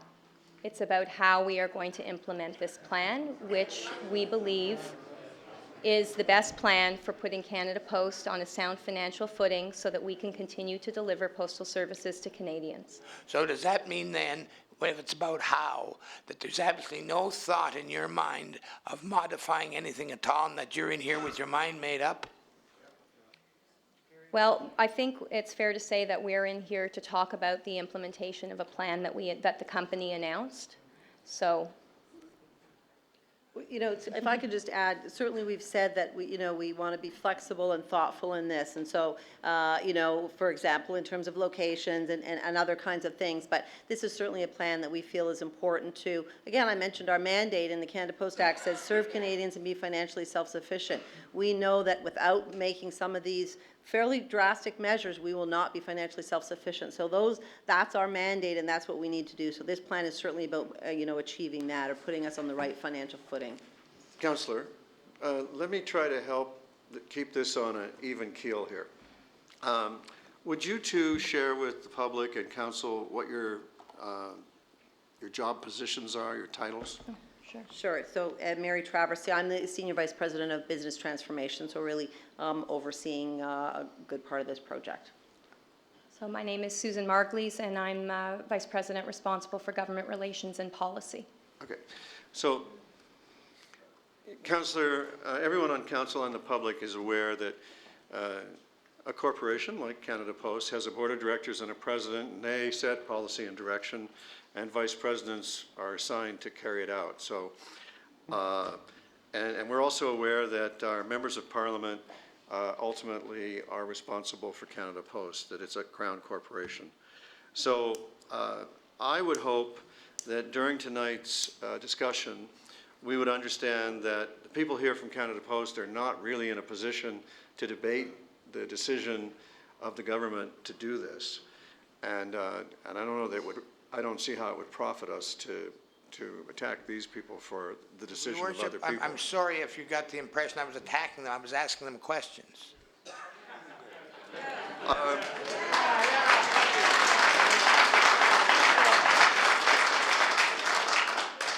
If it makes you feel good, go ahead. But I was trying to help you that, this is not really the forum for that. Well, Your Worship, could you please remind the public that we need to remain respectful in the chamber? We don't normally allow heckling and applause when we have regular council meetings, and I wouldn't think we allow it now either. So if you could just remind them of our rules of procedure. Thank you, Councillor. In our rules of procedure, we frown on interjections of disapproval and approval. We try to keep it neutral. Because we're in committee of the whole, I've been very relaxed about that. And I'm happy to continue to approach this in a relaxed way. I just know that if we go down the road of believing that we can debate this with the people who've been charged by their employers with carrying it out, that we won't get anywhere with it because they're not entitled to change the decision. And as is often the case, when there's an unpopular decision and the people who made it won't present themselves to you, it feels good to pick on the only ones who do. And I'm just cautioning everyone that there's really nothing to be gained by that, and it's not really the Oakville way. So, Councillor Robinson, you still have the floor, and we will look to you for your further questions. Thank you very much, Your Worship. I'd like to comment that I do appreciate your leadership in this sensitive issue. My second question is, I'm not sure if it's consultation or the other portfolio, but 2 or 3 weeks ago, I believe, Councillor Johnson and myself met with some folks. I believe and Andrew Patterson was one. I believe he's here this evening, and he might even be speaking with us. But I'm going to ask you people, because you're the ones that are there now, that I can ask the question of. I was given the impression at that time that very shortly the tentative list of sites in Oakville was going to be presented to our planning department and Commissioner Clohessy. Has that yet happened? Yes, I think there's been some discussions with the planning department and some exchange in terms of tentative sites. There has been some of that. Certainly it's not finalized yet. We're still gathering feedback from citizens of Oakville and working with the planning department, but there has been an exchange. Well, does that exchange mean there's a tentative list that's been prepared? There's been some maps exchanged, absolutely, with some proposed sites for community mailboxes, yes. So can we then have that made available to us tomorrow? These tentative lists? I would think so. I don't see why not. Absolutely, yes. Yes, I think the planning department, your planning folks do have And that now. I'll be fair about this. I'm going to only ask one more question right now, Your Worship, at this point. The 800 line that's going to be made available. Now, we all know what happens with sometimes these type of message services. If I phone the 800 number and ask a question, how long before I get a response? So, Councillor Robinson, I can assure you that, first of all, we are going to ensure that the people who are manning that line are going to have special training to deal with this issue in particular. So, first of all, we're going to make sure that it's not just somebody who's used to dealing with our regular service issues who's going to be answering those calls. And they will be getting in touch with someone immediately upon calling the line. How long it's then going to take if we need to make a personal contact with someone to deal with the question of their concern around their community mailbox. I'm not sure exactly as to the time frame. I can certainly get back to you on that, but our intention is certainly to put the resources behind this to ensure that as we go through the process, for example, if we know that over a certain period of time the citizens of Oakville are going to be getting communication from us that says, now here's where your box is going to be and please contact us, that we will be putting the resources behind it to ensure that there isn't a long time lag there. But I can certainly get back to you with what our service standard is going to be. I think that's appreciated and very important, because you and I both know that often these things lead into long time lapses before anything really happens. And I would like to know your position on how you're going to negotiate and get back to the people in a time frame. I will certainly get back to you on that. Thank you, Worship. I may have some more later, but that's it for now. Thank you, Councillor Robinson, for your contributions. Councillor Dudek? Thank you, through you, Your Worship, and thank you very much for your presentation. And as the Mayor had indicated, you're in the unfortunate position to sort of suffer, I don't want to say the wrath, but the frustration so many of us are feeling. And in this same vein, I don't want to go down the road of being argumentative, but if you could take it back to the powers that be, that I find it very insulting, a consultation word being used when there's no consultation. It's a fait accompli, and we're told, okay? So if you can maybe share that with them. I take a little bit of umbrage with the word consultation. And of the 46 communities that were consulted, were any of those the 10 communities that you chose as the first sites to be implemented? Yes, I believe there were, but if you're going to ask me to recite them, I'm going to have some difficulty and have to get back to you. Okay, just But roughly I believe how that there many? were. Off the top of my head, Oh, well, for sure, I know that I was Ottawa. I attended the Ottawa one, there's Yeah. Ottawa's impacted, Calgary is impacted, there was consultation there, Winnipeg is impacted, there was consultation there. better memory than me. So at least those three anyway, but I think there was, we could get you the list. Okay. And through that process, Mary, I know you referenced it, that you heard quite loudly the concerns relating to costs associated, but you didn't reference anything in terms of the uptake or, what shall I say, dissatisfaction with you discontinuing the service. Could you sort of expound on what kind of response there was in regards to, were they receptive to it, or were they saying no, but I can sort of see from your cost perspective? Well, there was a variety of responses, and it mostly sort of depended on where you came from, I suppose, because, you know, as we mentioned, we delivered to 15 million addresses in Canada, and 10 million of those are already on centralized delivery of some sort. Community mailbox, lock boxes in your apartment building lobby. So those folks tended to say, yeah, you know, I've always had to go somewhere to pick up my mail. You know, there's millions of Canadians that have to go to the post office to pick up. In many rural communities, the only way to get your mail is a post office box at the local post office. So when you spoke to people that are already going somewhere to pick up their mail, they said, it's not a big deal, it's fine, folks will get used to it. Those, of course, on door-to-door delivery, you know, were more troubled by the change and concerned about it, and concerned about and not so much about themselves, because what we heard from people is that, you know, I'm pretty, I'm comfortable with it myself. I'm worried about some of my neighbors or some of the seniors who are disabled in my community. So we did hear that concern loud and clear, and that's why we've certainly undertaken that. We know that's a big issue. We know it's one that we need to deal with thoughtfully and carefully, and so that more than anything was probably what we heard from people. I think they understood, though, when we tell them door-to-door delivery is more than twice the cost of centralized delivery, and in this day and age when lots of people are not at home, the security of a community mailbox seems to make a lot of sense. To Canadians on some level, I think they understand that as probably, you know, we wish it was different. We wish it was different too. We wish that the financials of the company were completely different and we didn't need to take this dramatic step. But given the changing postal environment, it's not just in Canada, around the world, I think we had some general understanding that this was probably a reasonable step for us to take to ensure we don't become a burden on taxpayers. Okay, and I'm glad you raised the issue of the seniors and the people who are disabled or not able to access the centers.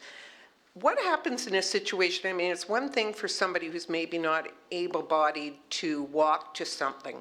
What about those who can't even drive anymore? How are you trying to wrap your head around trying to provide that service? Because I would assume there'd be some sort of confidentiality associated with, you wouldn't want to give somebody else your key for fear something happened and you said, what did you do with my check, i.e. So what kind of suggestions are you coming back or even contemplating at this stage?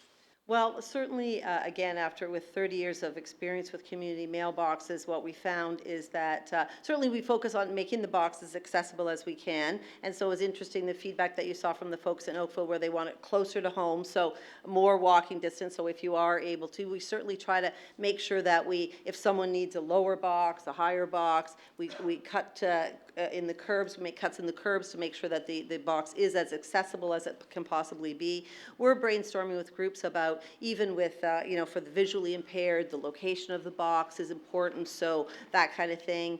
Even the key, you know, interestingly enough, was for some seniors group about the use of the key. So what can we do to make the box accessible? But then also look at those other alternatives. So what is the support network? What else is going on in the household to some extent? And often it is caregivers that take the keys or that kind of thing and pick up the mail for people. We'll redirect your mail to a loved one or some other area if that's going to work for you. We've certainly heard from some people that you know, I'm going to the grocery store, I arrange my, if it's paratranspo or whatever, weekly, and I'm going to the grocery store, could I possibly have a box there? So we're looking at that as a solution as well. So we're really trying to brainstorm on ideas and come up with something, and again, our undertaking is that we think we're going to be able to come up with solutions that work for Canadians. Yeah.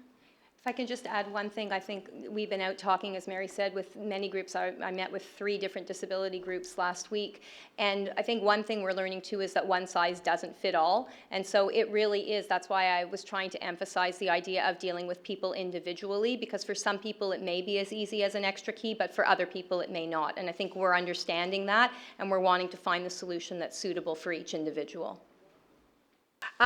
The gentleman that spoke earlier this evening raised an issue that's near and dear to my heart, and that's the heritage districts and the compatibility of something like this in a heritage setting, not only from the street edge in terms of pulling over, but also the design. Are you at all flexible in terms of working with our planning heritage department, Heritage Oakville, in regards to coming up with something that would at least blend somewhat better into the heritage districts?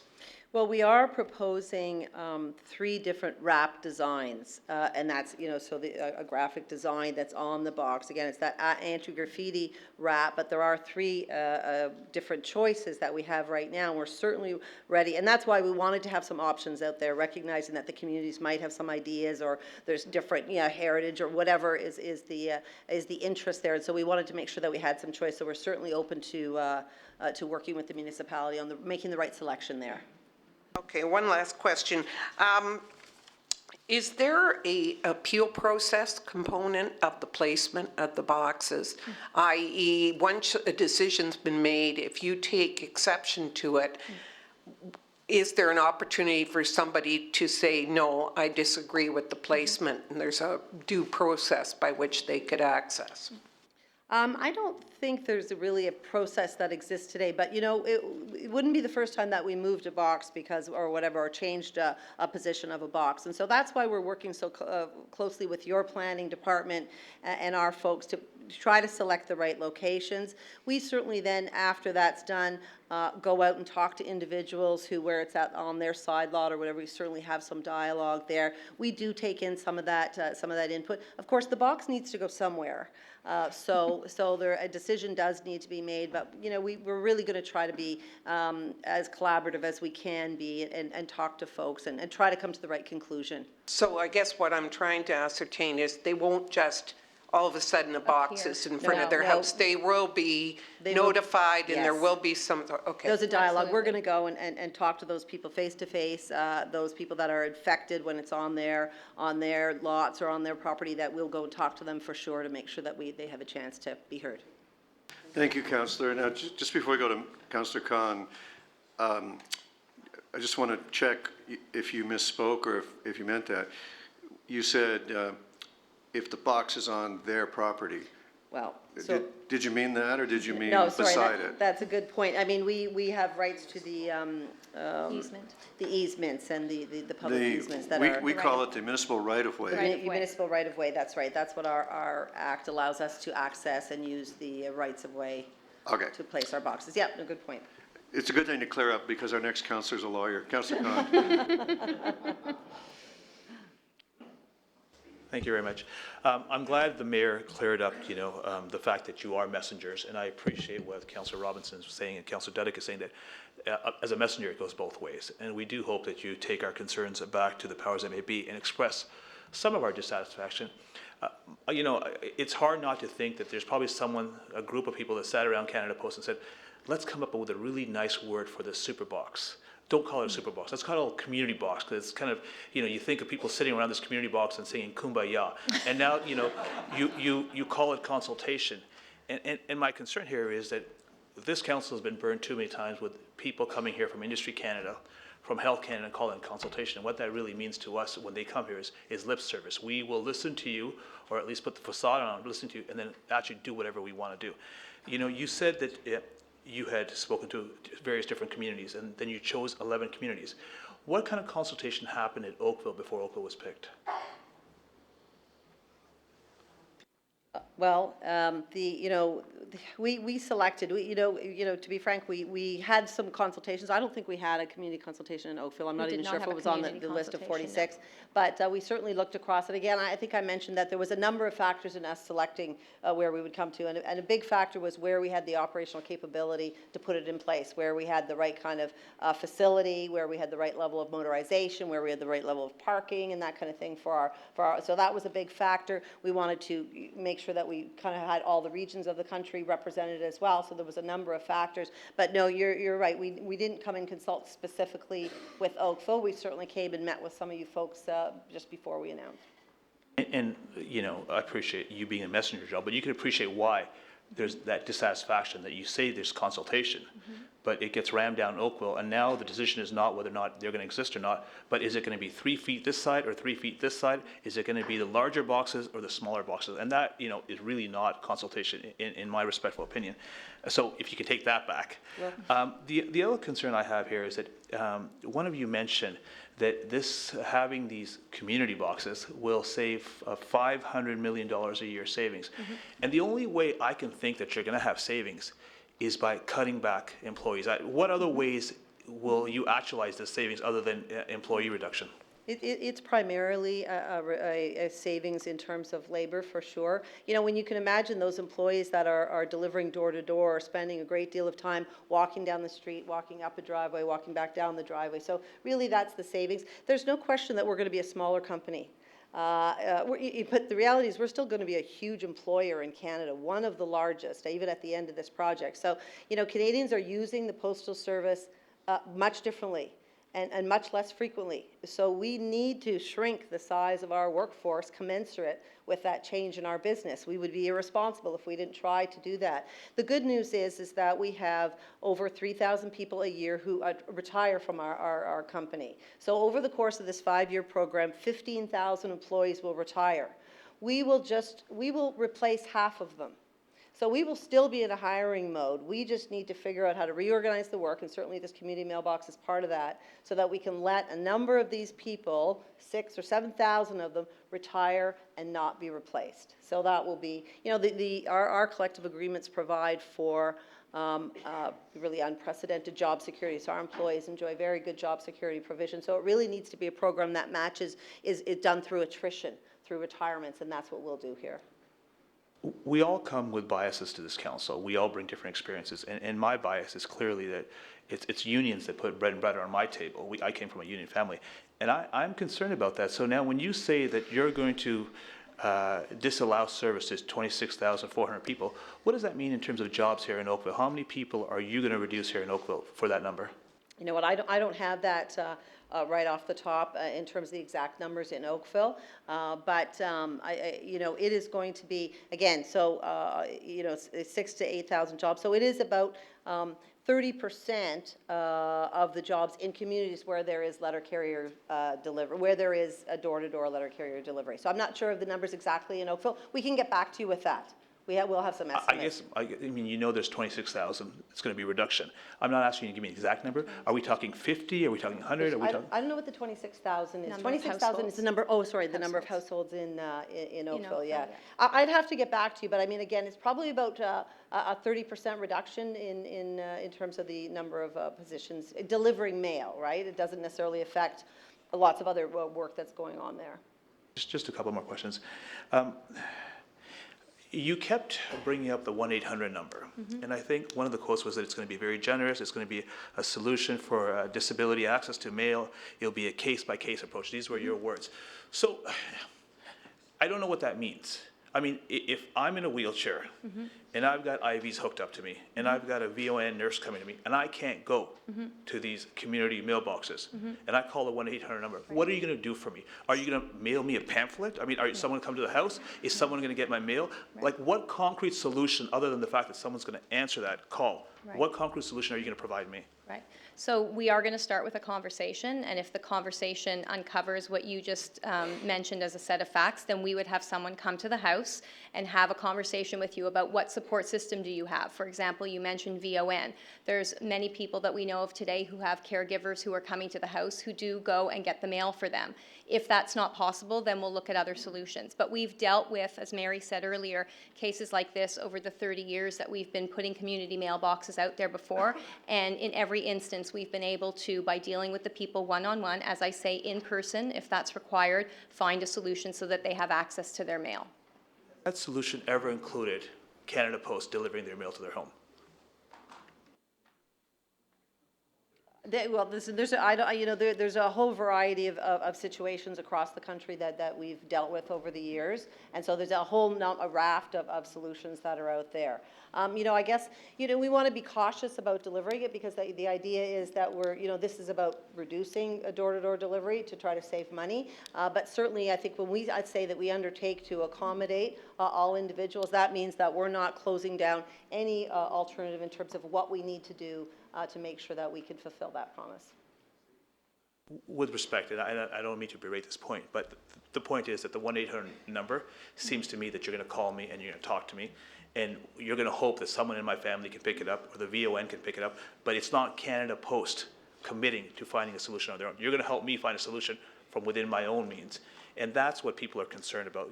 There's a lot of fancy words being used, and they really have they're gestures and symbolism, but they don't really have any concrete proposals behind it.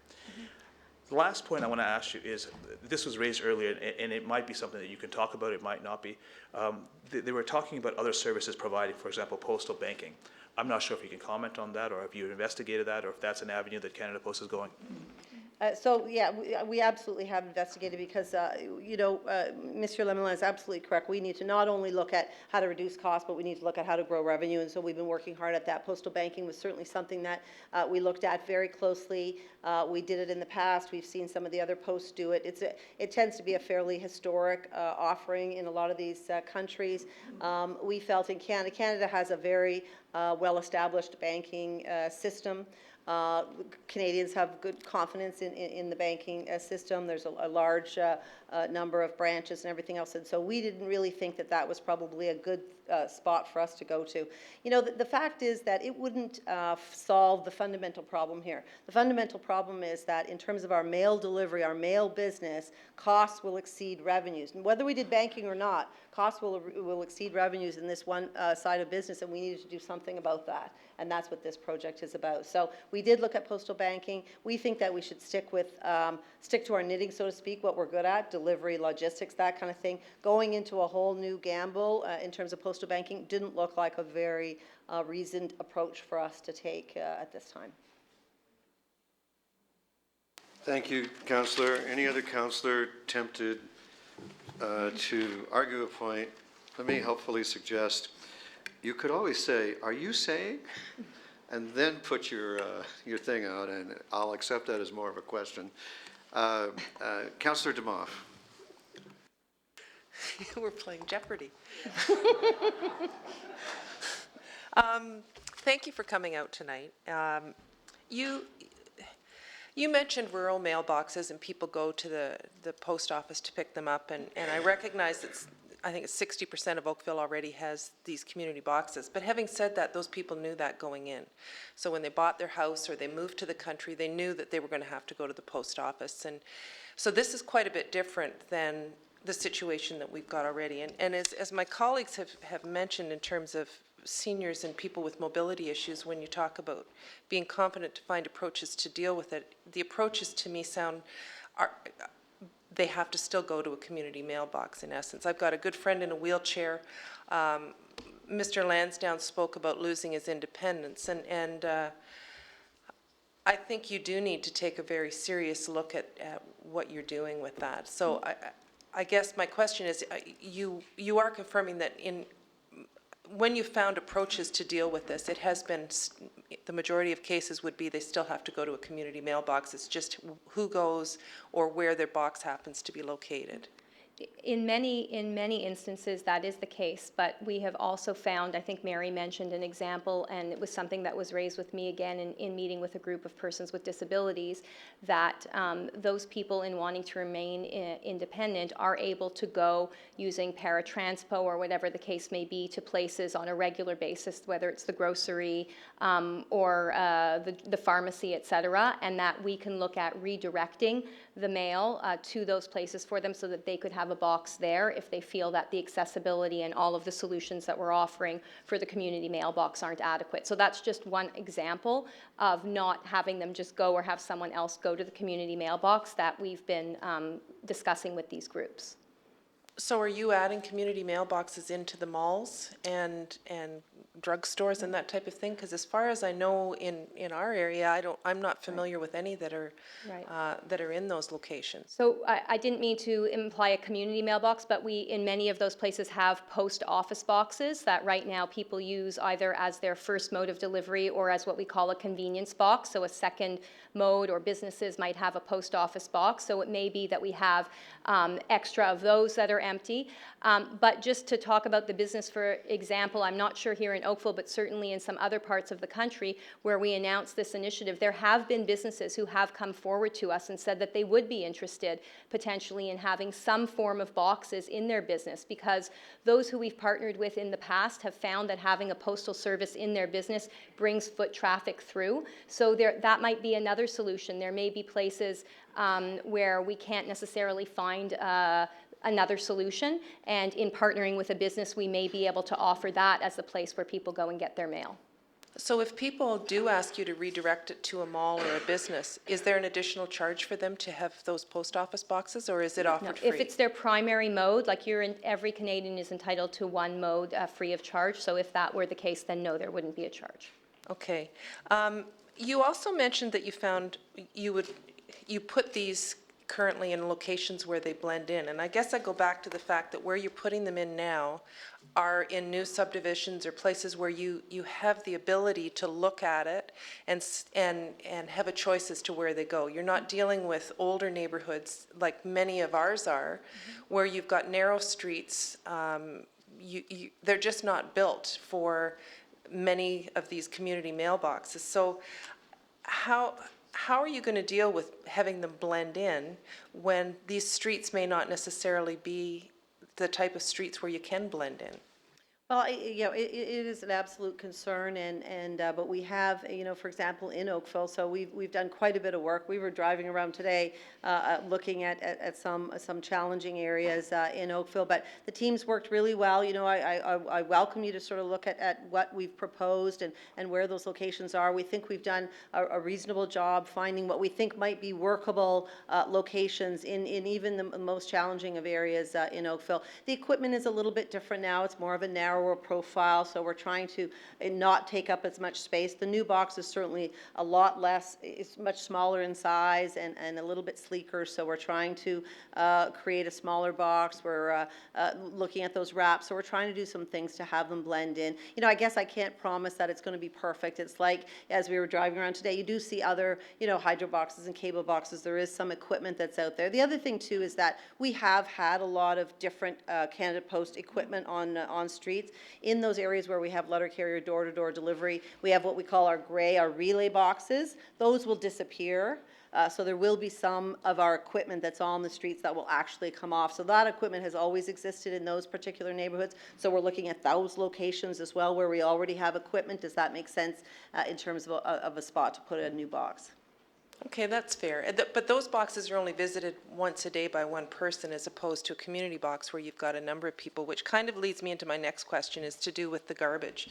I know as a municipality, around bus stops are often an issue where there's a lot of garbage. So we put a garbage pail there and we incur the cost to have the garbage pail there and have it picked up, but you don't do that. And I've seen pictures of the garbage that gets put around a community mailbox, and unfortunately, as a society, a lot of times garbage is generated, and if it's a cold, snowy day and you drop your flyers, chances are people will leave them there, and then people are stuck with that on their property. So I'm just wondering, have you ever considered providing garbage pickup at your community, or garbage pails? And the same with snow removal around them, where you've got large snow banks, and so people who do have maybe slight mobility issues, if it's a winter like we had this year, it's even worse. And it seems like you sort of put them in, and then they just exist until there's a big problem. So have you ever looked at things like garbage collection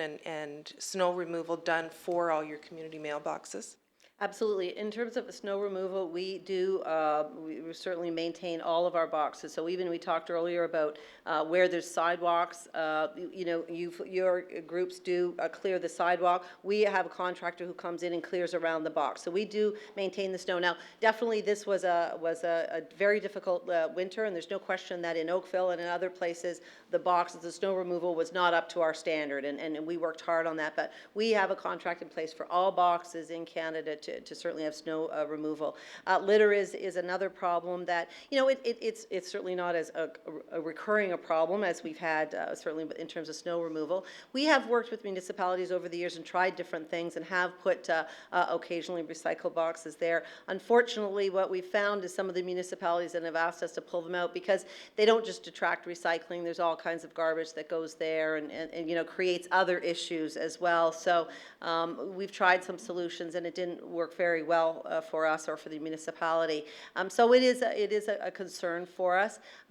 Obviously, I think you know our position is that in communities like Oakville, you've spent a lot of money to put a tremendous municipal recycling program in place. Everybody has all that facility at their homes. We encourage people to just take their mail home. If they want to recycle it, they can take it home. We also do offer consumers choice for Canadians that don't want to receive unaddressed flyers, they can register to not receive any more. And so if that's their choosing, they can go that route as well. Okay, that's it for now. Thank you, Councillor DeMoff. Councillor Johnston. Thank you. Thank you for coming tonight. You mentioned your survey. You said you had 25% response rate so far. Yes. What response rate will you be looking for that will make for an accurate survey? Well, actually, this is not, I guess, a survey in that respect of, you know, plus or minus X% gives you this degree of accuracy. This is very similar to, you know, surveys that, like, you know, I don't know, Statistics Canada might do or somebody else might do to seek people's opinions. So I have to say that we are actually quite pleased just with 25% at this point in time. We've got a higher rate than that across the country, but certainly we can't find anybody, and we're open to information that may not be at hand for us, but we can't find anybody who's saying that that's not a very respectable response rate for something like this. Something like that. This is the first time this has happened in the country, so I mean, you Yeah, can't see I'm something referring like to a this. mailing to home. Okay, just so we're clear. You've been talking with our planning department about locations. Who will make the final choice on locations? Oh, we work collaboratively with municipalities, so usually there's an agreement of some kind in terms of where the boxes should both go. That's been our practice over the 30 years that we've been installing community mailboxes. Who has the final decision? I can't even tell you that. Certainly, we talked earlier that our act does allow us to use those municipal rights of ways, but that has not been our approach. Our approach has been to work with those municipalities, and really our experience has been that we work together and decide on the best locations for those boxes. So you're telling me that if staff disagree with some locations in your list, you will respect that decision? Absolutely, or we'll look for other ones. I mean, as I said earlier, the box needs to go somewhere. So absolutely, if the municipality has issues with the way we've, suggested where the boxes go, for sure, absolutely. Even as we do this across the country, I can tell you that, there's a particular community in Quebec that is very much, they have a very distinct idea on what they want to do with that box placement, and we are certainly working with the municipality with that approach as well. So we are open to suggestion and trying to work with the communities. Thank you. Mr. Mayor, staff have a comment in the last discussion? Thank you, Councillor. And Commissioner? I've got other questions. Through you, Mr. Burton, or Mayor Burton. Sorry. I did want to add to the last comments. Our comments that we're providing, as you had indicated, we have received drawings of where the proposed locations are. The comments that we're providing are of a technical nature. We're indicating where parking could be on the street, where there could be a conflict with other utilities or other services. We may be proposing a transit stop or other types of things that would conflict with the post office box. We're not proposing or suggesting an opinion on where those locations should be. To us, that's really an opinion that needs to be derived from Canada Post and not from the municipality. We're providing them with information about the constraints on the streets that would impact the ability for people to successfully access from the mail now when they put the station in or the box in and in the future. So that's the nature of the comments that we're providing to Canada Post. And Canada Post has made it clear that at the end of the day, they will determine the locations of those boxes based on the input that we've provided, but our input is technical. Thank you, Ms. Closey. That's the answer I was trying to get earlier, that Canada Post has the final say. So once locations are chosen, you will visit personally the affected abutting neighbours? That's right. Yep. That's right. How many neighbours will you talk to? Just the one, or will you go to the ones on either side, the ones across the street? Yeah, I think we generally go to the ones on either side, usually, two across the street. Yeah, so a few in the general vicinity. Okay, because when I met with your colleagues, you just said the abutting neighbour, which is not good enough. One last question. If we were to pass a resolution tonight asking for greater consultation with everyone that's impacted, in your opinion, would Canada Post slow down this process? Well, I think we would certainly, if you have suggestions in terms of how to improve the consultation process, we are open to those suggestions. Would you slow down the implementation process? I would have to see I think we would have to look at what the suggestion is and whether or not it calls for that. Suggestion is for greater consultation with those affected. Well, Councillor, to be fair, the suggestion from CUPW, as I understood it, was consultation about whether to do it or not how to do it. So, would you like to reframe your question? Well, no, but my question was, would they slow down the process? And I didn't hear a yes or a no. No, I think you got that right. I'd like to follow up on one of Councillor Johnston's questions. He elicited from you, I believe, a remark that you had a higher response rate somewhere else. Can you tell me how high it was? What I was saying was that nationally, on average, among the all of the responses that we've had, so from the 11 communities plus the national, where people have chosen to go on and do the guidebook, I think we're at about 33% now overall. So I was hoping to hear more about differences among communities as opposed to overall. Oh, you know what? I don't have that with me, Mayor Burton, but I would be more than happy to share that with you. I have to say, though, off the top of my head, they're all, to get that average of 33, they've got to be somewhere between sort of the 25 and 35 or 37, but I can certainly, I don't have a problem sharing that with you. Thank you. That's interesting. Next is Councillor Adams.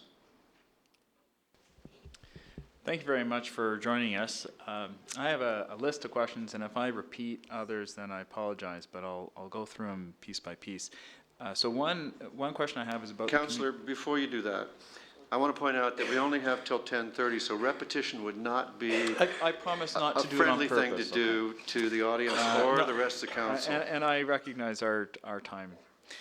So about the community mailboxes themselves, you've had discussion about the packages and delivery of packages. Would you back up to the picture of the one that you intend to install or use here? Okay, let's see how that... We'd be glad to. We may need some technical support. Right. So the We couldn't question make is it go really, forward well. what are you doing? Can you be more specific about what you're doing to improve the ability to get more delivery of large packages, Yeah. given both the online shopping experience that we're seeing, as well as the number of home-based businesses that we're seeing where people are requiring delivery of packages for their home-based business through the mail? So And if you look, and I wish I had a picture of the existing box. before you go, Sorry. I'll ask you the second piece, which is pickup of packages from superbox or mailboxes, community boxes, from people who are running home-based businesses and so forth. So those two questions. So, as I said, I wish I had a picture of the existing box, but the existing box right now it has a square compartment that is the personal compartment. It's really meant for letters that would go in diagonally through it. So this box is, I don't know, it's at least twice the size, or I think it holds 2.5 times the amount of product that the existing box does. So you see the flat profile that it is. So it's a much larger compartment, individual compartment. And in our current box, there would only be, for that many addresses, so 16 addresses, for example, on that particular box, there would only be one parcel box. And you see 2 large parcel boxes at the bottom. So we're really doubling up the amount of parcel compartments that there is, and the existing boxes are much larger, so much more in line with the kind of mail that we're seeing today. In terms of, there is an outgoing mail slot. You see the red item there. So that is an outgoing mail slot. It is also much larger than the current outgoing mail slot, and it would accommodate some packages and other things there. We also offer lots of pickup services for home businesses that use our services quite a bit. So there's lots of pickup capacity for us. So is that entry point to the red section there larger than the current? It is. It does. It Significantly has larger? more capacity than the current one, for sure. Because I've certainly noticed in the old format where if you're putting in a standard envelope size like that, you have to do that to make it. Exactly. So this is a much larger, and it's again that All flat right. profile, so it would take a legal size envelope. I had a question about the use of, or the consideration of every other day delivery or a couple times a week delivery. Was that ever considered? And especially for those who are perhaps seniors or with mobility issues, has that been considered? Absolutely. When we looked at our options, over the last couple of years, we were, Susan and I were both involved in looking at that. We certainly looked at alternate day delivery or something like that as an option. When we went out and did those 46 community consultations, what we heard a lot was from consumers told us a lot that they could live with alternate day delivery, but what we heard from business, small, medium, and large businesses, what they're still very dependent on the mail. I think you might have seen some recent information come out from the Canadian Federation of Independent Business about how dependent on the mail small and medium businesses still are, really for their payments, for their invoicing, so very much for their cash flow. So we certainly heard from businesses that everyday delivery was important. We also heard from our mailers who use our advertising mail. Again, Mr. Lemelin spoke about that the advertising mail was very important. And even the parcel business, like we see more and more in that e-commerce world, a need for really immediate delivery. I mean, we've seen Amazon talking about drones and other things to deliver parcels. So this more immediacy for e-commerce. And so, and our mail is combined with our parcels in terms of delivery for efficiency. So when we put all that together, we didn't think that it was the best option for the business or for Canadians actually to move to an alternate day delivery. Okay. There were some questions about people picking up other people's mail. It's been expressed to me that in some cases people pay somebody else to go and pick up their mail on a daily basis. Do you have any sense of what percentage of people pay another person to go and pick up the mail for them? No, I have no sense of that. We have seen small businesses, appear in various communities that have community mailboxes.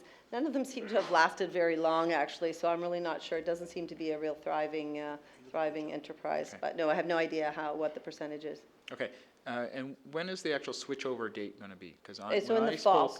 So when I spoke specifically, I asked which day, which month, which week, and I got about 3 different answers. We're planning for October. I don't think we have a date set in October, but that's what we're hoping for. Again, we didn't want to nail down a date because we wanted to make sure that we had time to consult and understand, and you know, we didn't know how long it was going to take us to necessarily agree on where the boxes were going to go and that kind of thing. So we are hoping for the fall, though. Okay, because when I spoke with your team before, I heard September 15th, September 22nd, October 21st. I heard third Monday of a month.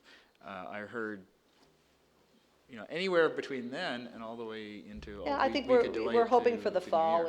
So for October, again, we didn't want to, you know, we want to be collaborative and make sure that we have time to hear folks' concerns. So nailing down a date didn't seem like the you know, very flexible approach to it. So we said we'd certainly want to do it in the fall. We don't want to implement during the winter months. We don't think that's great for all kinds of reasons. So we'd like to do it in the fall. Okay, and I also heard that there was some flexibility to push that back, and I also wondered if you could tell me whether or not all of Oakville would be on the same day, or would you be spreading it out over a number of weeks, months? All of Oakville would be on the same day. So you would choose a day and everybody in Oakville would switch over, the light switch would go that day? That's right, because, you know, it's a fairly, you know, complex process for us to just restructure all those employees and all those delivery routes and that kind of thing, so. But if I can just go back, Councillor Adams, and remind you that we will be communicating both with yourself and with all of the residents who are going to be affected several times before that switchover. So once we do have a date certain, once operations has been able to work back in terms of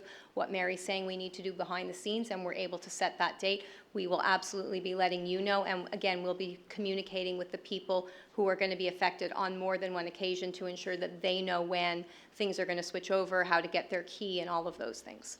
Okay. Can I ask you, so we've had several questions about cleanup of litter and graffiti and so forth. When I spoke to your team, they said, oh, if you ever have a problem, you just call our 1-800 number and away we go, we'll get it done. And I said, okay, I'll test you. So I tested. So today I tried calling, and it took me a long time, first of all, to find the 1-800 number. And when I called the first time and said, I've got a super mailbox, it's got a whole bunch of junk all over it, will you come and clean it up? The response I got was, well, why don't you do it? And I said, well, it's your mailbox, so, you know, don't you clean them up? And he said, well, there's junk on the light standards and on the light posts. I said, yeah, but they're not yours. You know, we do clean up yours. And after great effort, I finally got a reference number out of them and a promise that they'd come out and do it. And then I said, well, I've got this other mailbox that's got graffiti on it. Would you send somebody to take the graffiti off? And he said, well, I'm sorry, but you don't have the postal code for it. I can't do that. Can you hang up and find it and call me back? So, you know, it's not surprising that they get covered in graffiti and nobody calls. What are you doing to fix that? Well, we'll certainly, that was not the experience that we want in terms of our customer service line, so we'll look at that, absolutely. You know, our promise is that you can phone, and if there's a problem with the box, such as graffiti, that we will come out and have that cleaned up. So we're really, it's not in our playbook to say, why don't you clean it up yourself or whatever. So I'll take that up with our customer service team, but that's not the, I apologize for that. That's not the service that you should expect. But it worries me. I mean, I did Yes. it, you know, I didn't announce myself as a councillor because I purposely wanted to get the kind of result I would get as an average citizen without any extra pressure. And that's the result I got, and it's not promising. No, absolutely. And we've got a third of Oakville who's going to get that kind of response. You know, it's not good. So with we have the same issue with the snow removal, and I've experienced issues with other residents where they're on walkways. And while we will go out and do the clearing of the walkway, we don't do it right around the mailbox. And in some cases, because of the placement of the mailbox, it makes it difficult for us to get our snow removal vehicles through there. How are you going to deal with that? I think I mentioned that even, if our box is on a walkway that the municipal snow clearance clears, we still have a contractor because we need to go in there and make sure that there's not, a mound of snow around the box and clean around the base of it. So we absolutely do that. Again, I think this year was an unusual year, and we certainly were not that happy with the snow removal. But that is our responsibility to make sure that box is clear and as accessible as it can be. Okay, can you remind me when it was that you sent the first phase of possible placements to our planning staff? I'm not sure, within the last couple of weeks, I would think. And was that before or after you sent out the notices to the residents suggesting? After, yes. And before or after you got responses from them? But as I said, we've provided some tentative sites, right? And we said we certainly undertook with both the with the mayor and with the planning department folks that we would come back with the results of the consultation before anything was finalized. Okay. And I had the same issue that Councillor Johnson had about who gets consulted about the placement of a mailbox. When I asked, I got the same answer as he did, which was we only tell the person upon whose property we're immediately abutting. We don't tell the people across the street who might be facing the location. We don't tell the people who are next door, 10 feet away from where the thing's going to be. So I have some concerns about how that consultation would be, and I hope you'll improve upon that, because I don't think that's good enough. Yeah, no, we'll clarify that, absolutely. Okay. And I think you've already had some discussion about the local traffic issues that are associated with the pickup, if it's immediately adjacent. But I do have a question about the mid-block access point. So if you've got one that's on the abutting the side of a home or two homes, and it's not at a corner, we obviously have people who are stopping mid-block, getting out of their cars, or else they're crossing the street mid-block to go to the mailbox. What are you doing, or what's your standard around providing a concrete pad between the street and the sidewalk? So it's not our standard to do that with we certainly encourage to try to put boxes where it's easier access from the sidewalk where it is cleared. I know that there is some discussions going on in Oakville particularly about that. Again, we'll be flexible on that within reason. We don't want to, again, it would be, it would create other issues in terms of both for snow clearance and a concrete pad and that kind of thing. So we need to look at that, but we want to be open to the suggestion. Again, if the entrance to the sidewalk is a long way off from where we're proposing to put the box, then I think we should look at that. Okay, I have one final question, and that is there's a bunch of consulting time going on with the municipal staff on the issues of the traffic issues, the location, where on the right-of-way, what impact does it have? Is there any payment to the municipalities for the time and energy and cost of our staff? Because when we have other right-of-way users, I'll say, we often have them pay fees over the cost of our administration of those things so that the local taxpayers don't pay for that. No, historically, Canada Post has not paid any fees to municipalities. So there's some downloading here associated with this. Okay. Well, I think it's fair to say we've tried to minimize that by presenting the draft plan that your staff described. So we're willing to do as much as we can to take the workload on ourselves. We've had our people out on the street looking at the locations and doing what we can without knowing necessarily what's under the ground or some of the traffic issues that your staff mentioned, but we're certainly willing to bear as much of that as possible. Okay. And what's Canada Post doing about the other motions being passed by the other municipalities? Anytime there's a motion passed, if we haven't already been in touch with the municipality, certainly we're getting in touch with them, and we're trying to start the dialogue similar to what we're having here tonight to explain what we're doing, to hear their perspectives, and to try and gather their views and have an open dialogue about the issues that we've discussed here tonight. Okay, thank you. Thank you, Councillor Adams, our secret shopper. Councillor Grant. So soon. Actually, most of my fellow councillors have asked a number of the questions, but just to follow on something that Councillor Khan was talking about, and you kind of touched on, seeing how you can speak about a little bit postal banking. Why was that ignored? I mean, there was I think a 4-year report that the Canada Post group did, and it showed that it was profitable in every country except I think it was Ireland. And I'm just wondering why that was never pursued further. I think I answered it earlier when I said that we did look at it closely. We looked at the conditions in some of those other countries where postal banking has been successful. We didn't think that they had the kind of banking system that we have in Canada, and the number of branches that exist, the confidence that Canadians have in the banking system. So, you know, we did a lot of surveying to just understand exactly how that looked in Canada compared to a lot of those other countries. And many of those other countries have a very different view of their own banking system in terms of level of confidence and other things, and accessibility in terms of access to branches. So we looked at all those things. We layered that on top of the fact that we don't have any expertise in banking. We do offer a number of financial services, so we certainly leverage our large network. We have, you know, money exchange, and, you know, we've historically had money orders, and now we have an electronic version of money orders that is growing in leaps and bounds every year.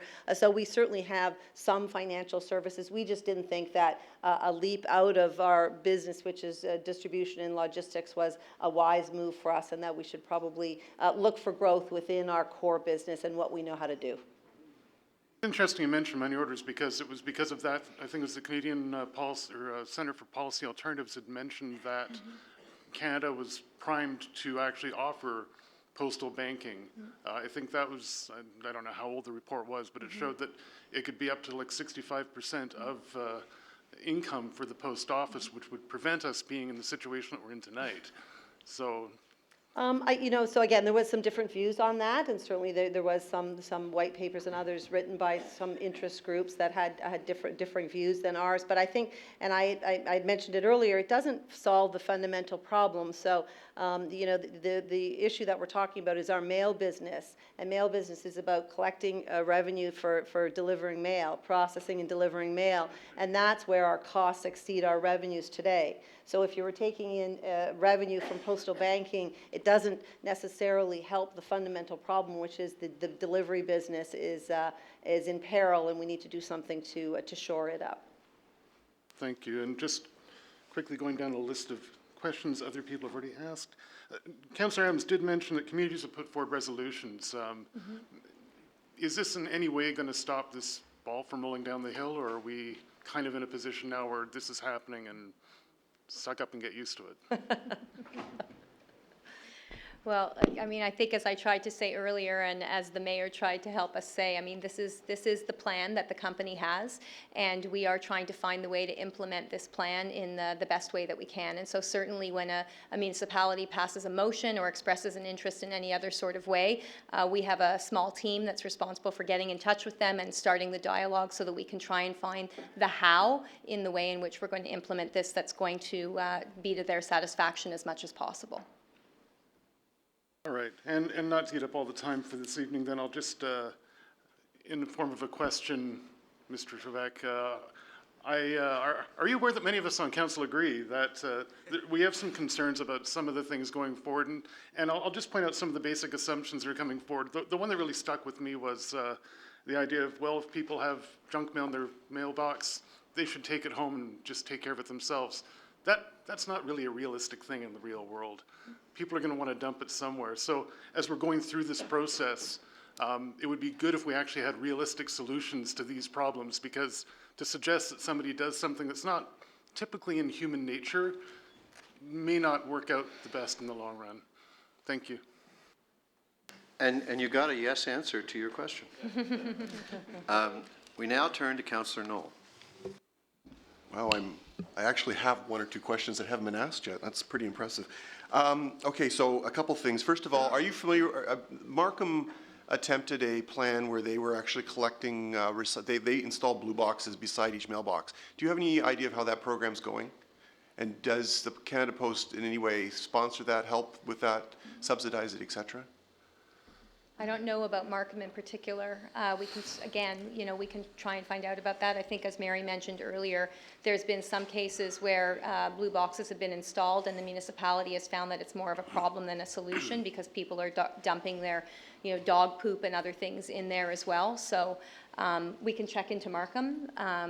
But we haven't found that that's a panacea, you know, as much as your fellow councillor is indicating that perhaps asking people to take their mail home isn't a panacea. I'm not sure that we found that that is either. Well, let me tell you my perspective. Sure. I actually, sorry, yes, that's a question. How do you What feel? would you think? How do you feel of this perspective? So, I live in, my home has a super mailbox, a 3-bank super mailbox on the side property. And by and large, I don't have a lot of issues with it. And when I call, I get service pretty quickly, and I don't call 1-800. I actually have a local number that I call, as I got years ago as a councillor, so I'll share that with the Councillor Adams. I thought we all had it. It's a magical number. The issue, though, about recycling is the junk mail is bang on, as my colleague mentioned. As much as it makes sense theoretically to say bring your recycling home, they would do it anyway if they took it out of their front mailbox. Theoretically, they go mailbox, blue box, right? They don't, and it usually ends up on my hot tub lid or in my backyard or somewhere else. And I imagine everybody else is in the same boat. And in fact, the dog poop is usually thrown behind the mailbox too. So I'd really be interested in more ideas around this, because it's not really fair to homeowners that live adjacent to them or where they're on their property, et cetera. And there's got to be a solution, whether there be another slot on the box that recycling goes in and Canada Post takes the junk mail back with them and recycles it properly, or some sort of partnership with the waste management divisions. I'd like to know how Markham is working, if they're still doing it. I know they made a big deal about it, and there was a picture of the mayor of Markham putting his blue box out beside his super mailbox, and it was a big deal. So I'd like to know if that's still working. So here's a question with respect to this. How much junk mail do you guys actually pull out of the mail slots? Because I know, and I see it every day, where my neighbors pull up the mail, and they'll literally go, junk mail, and they'll put it back in the mailbox. I don't actually mail letters in my mailbox anymore, because I'm always afraid they're going to get stuck between Canadian Tire and Michael's. Do you have any sort of numbers, like do you have any statistics on if that's truly a major issue? I don't have any numbers. I certainly know that we come across a certain amount of that advertising mail in those outgoing mail slots. Another thing we did on the design of the new boxes, what we found with the old boxes, was that it's interesting that Canadians, there was sort of opportunity to kind of shove your mail between the modules, and it almost seemed like Canadians were not comfortable throwing their mail on the ground, but if they could stuff it somewhere around the box, they did. And so we thought about that in the design of the new box to make sure that there's not those, because we actually saw a lot of it that it was stuffed into little kind of crevices in the box. And so the new design is about not creating those opportunities to stuff things in. But there's still an outgoing mail slot. We know that there will still be some advertising mail put in there. Never once in my mailbox. It's usually stuffed in my fence. So it'd be great if we could find a solution around that for Oakville, for the country, because I know it's a burden, and usually when they're doing it, they're ticked off. They got so much junk mail. So it's not like they're nicely trying to place it somewhere. They're throwing it on the ground because they're ticked, right? Or the elastic bands, and dogs eat up the elastic bands. So there's got to be a solution. And that is a problem where the mail carriers take the elastic bands and they throw them on the ground. So it'd be great if there's a way that we can deal with that as well. Councillor Khan, actually a number of my colleagues mentioned this issue around how to provide service for people who are infirm or seniors, et cetera. Has there been any thought been given, and if not, if there has been, or if there hasn't been, can it be taken back to the concept of perhaps the compromise is that there is some sort of door-to-door letter carrier for people who are registered. For example, in Oakville, we have a windrow program, and we register people in the windrow program for snow removal. And we will take care of their snow removal, whereas the rest of able-bodied citizens don't get that service. Is that something that Canada Post has considered? And if they haven't considered it, would they consider taking that back and getting back to us? We can certainly consider that. As we said, we are talking to a lot of groups about what some solutions might be for folks that have mobility challenges, and that's a good suggestion. Because we're aging, and you know that, right? We're aging as a society, and Councillor Lansdowne is absolutely right. This is an issue that we as governments are trying to find to keep people in their homes. So my last question actually is to staff. This is a very quick question to staff, Mr. Mayor. Go right ahead. And that is how much time, very close to Councillor Adams' question about our time, the money spent as a municipality dealing with this, how much staff time are we actually using to administer this file?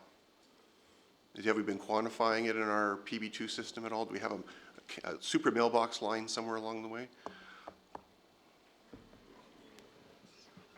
Sorry, community mailbox. Through you, Mayor Burton.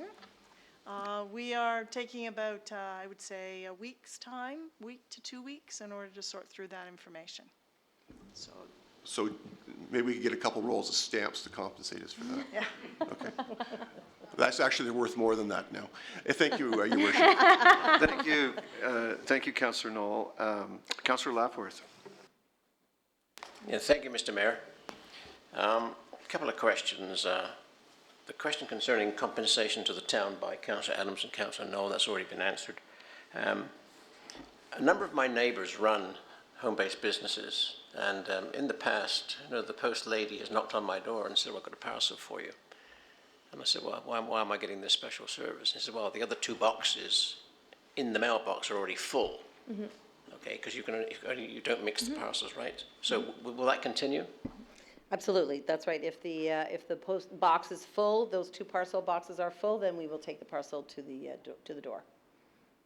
Okay, thank you for that. Now, Mr. Mayor, the other questions were related to these ladies giving me satisfactory answers to the economic justification for this move, but I guess that will not be beneficial to this council or to anybody in this council chamber tonight. Thank you. There are members of Parliament with whom you might take it up. Thank you, Councillor Lapworth. Councillor Elgar. Thank you, and thank you for coming tonight. I realize you are just the messengers. I guess when I looked, you're cutting the letter carriers by 30%. Did I hear you correctly on that? Right. When it's certainly letter carriers that are on door-to-door delivery, that is kind of the labor extraction. Overall, your workforce is 68,000 people. You're cutting 8,000. You're cutting 12%. And I heard you say you're going to have attrition of 15,000 people. Now, those 15,000 people, I take it they're part of the 68,000, Right. not part of the letter, just, they're a small number of letter carriers proportionately, I would think. Right. What terms are you having for the letter carriers if they don't have a job? Well, our letter carriers, our employees have really, pretty solid job security provisions within their collective agreements. I don't need to get into the details, but we can reassign them to other jobs. So there is other work. We can't make them go farther than 40 kilometers. So within 40 kilometers of their old location, if we can find them, retrain them, reassign them to other work. So there could be some changes involved, but we guarantee them a So job. you're not going to be sending a letter, there will be casualties, like they will have a job? Yeah, anybody that's indeterminate, certainly our permanent employees are absolutely covered by those job security provisions. So what percentage of your letter carriers are permanent employees? Well, so the vast majority, I don't have a percentage, but we certainly have some casual employees or employees that work just temporarily to fill in here and there, but certainly the vast majority are. So it'll be so the temporaries will be blown, probably then they would be the ones that would be blown away. Some of them will be affected, but again, those temporaries are needed to fill in for absences, holidays, and that kind of thing, and so there's still going to be a need for those. And again, those we draw on those temporaries as we fill our jobs. And I mentioned earlier, we're going to have 15,000 people retire over the next 5 years. We're going to replace half of them. So there will certainly be a certain amount of hiring that's still going on. That would be opportunities for those temporary individuals. My concern with regard to, at least we know what consultation means now. It doesn't mean if, it means when and how. But it's location of the mailbox. I think it's really the root of a lot of concern. Yes. And I heard tonight that basically our staff are not looking at the location specifically. It's really you are the ones saying it's going here. But if in fact the residents are really against it and they think of a better location, how would you handle that? And so we're flexible. We're open to that. So we would want to hear, and that's part of the consultation that Susan spoke about. I mean, one of the fundamental questions on the surveying is about, your interest in the location of your box and that kind of thing, and what your interest is. And so we will, again, once we have finalized those locations, we'll be writing to all those affected Canadians and saying, here's where your box is going to be. If we got some groundswell of concern about a particular location, we would be open to that. Again, the box needs to go somewhere, but certainly we're interested in trying to work with Canadians, with municipalities, with interest groups about what's the best location. But when would that interaction occur? Because once you pour the cement pad, it's not moving down No, the street. yeah, we would be notifying people well before we pour the cement pad. So we would be notifying people, Mary talked about sort of a fall timeframe for actually moving people over to the CMB, but people will be hearing from us months before that in terms of where they can expect their location to be. Well, you're talking October, the summertime starts, June, July, Yeah, August. yeah, so they can expect to hear from us like in that June, July timeframe When and they're have that idea of where it's gonna be, which is gonna be well before we pour the concrete. That's exactly my concern, is exactly summer vacation time. Yeah, And so we're that's concerned. the problem you've got with That's- okay. the time slot you Yeah, I set. hear you. Yeah, no, we're concerned about Okay, that so too. let us look saying at it's- that. Yeah. Can you move it, like, is it possible to move it a month or two to give people that are on vacation? Because the poor person's gone away for a month, he comes back, he's got it beside Yeah. his place, and, Yeah, we'll have a look at that. We're concerned about that too, in terms of people being away in the summer months, so we will. Okay. We want to try and balance enough time for people to give us their input with, finalizing the location and having that. So we'll look at all of those points and try and satisfy your concern. Okay, so at least every street, every person on that street will be told, this is what our preferred location at this Yes, time. yes. And then they can get together and feed, okay. Okay, as far as your service number to call, I think a bit of feedback you might want to send back, because maybe you want to check in, bad news doesn't travel uphill very fast, because they all know that their managers don't want to hear bad news. It's not so pretty down here on the ground level, at street level, lots of times, with regard to snow removal, graffiti. Yeah. It's not good. So you We've might heard want to you take on a that. real good look sir. at your existing service levels. We will. And I'm glad to say you're going to beef up the new, answering service. So I think that whole area needs a huge improvement. So thank you, and thank you for coming and facing us. You got quite a job ahead of you. Thank you. Thank you, Councillor Elgar. I have two residual questions as a result of my colleagues' questions. The first is, we've heard a whole bunch of things tonight about how the existing community mailboxes and the consultation about how and when have generated ideas for improvements to the way you deliver, to the program. And so on behalf of the 60% of Oakville, who were, after all, the pioneers here for this community mailbox method, how many of these improvements to the program can they hope to see at their existing community mailboxes? Well, certainly, I mentioned the security features in the new box, and what we are doing is we are going back and putting in strengthening kits to all the existing boxes. So we've learned some things, anti-pry bars and new locks and a number of other elements to try to strengthen the security features of the existing box. We are, one of the questions was about if the parcel box is full, will the parcel be taken to the door? We are doing that across the piece, so not just in where we have the new community mailboxes, but we're implementing that change across the way. So, those things, there's not a lot of things I think that won't apply to the existing base of community mailboxes. So just to clarify, do the existing mailboxes ever get replaced? Do they, do you depreciate them and eventually replace them? We do, absolutely, yeah. So When you renew, so in effect, you must have an asset management plan to renew this old plant. yes. So when you renew it, can the 60% look forward to the improvements that they've helped inspire? Right, so certainly the new box, and actually, so this is certainly the box that we intend to use in at the 2014 and 2015, and probably halfway through 2016. We actually have some work underway on another design as well.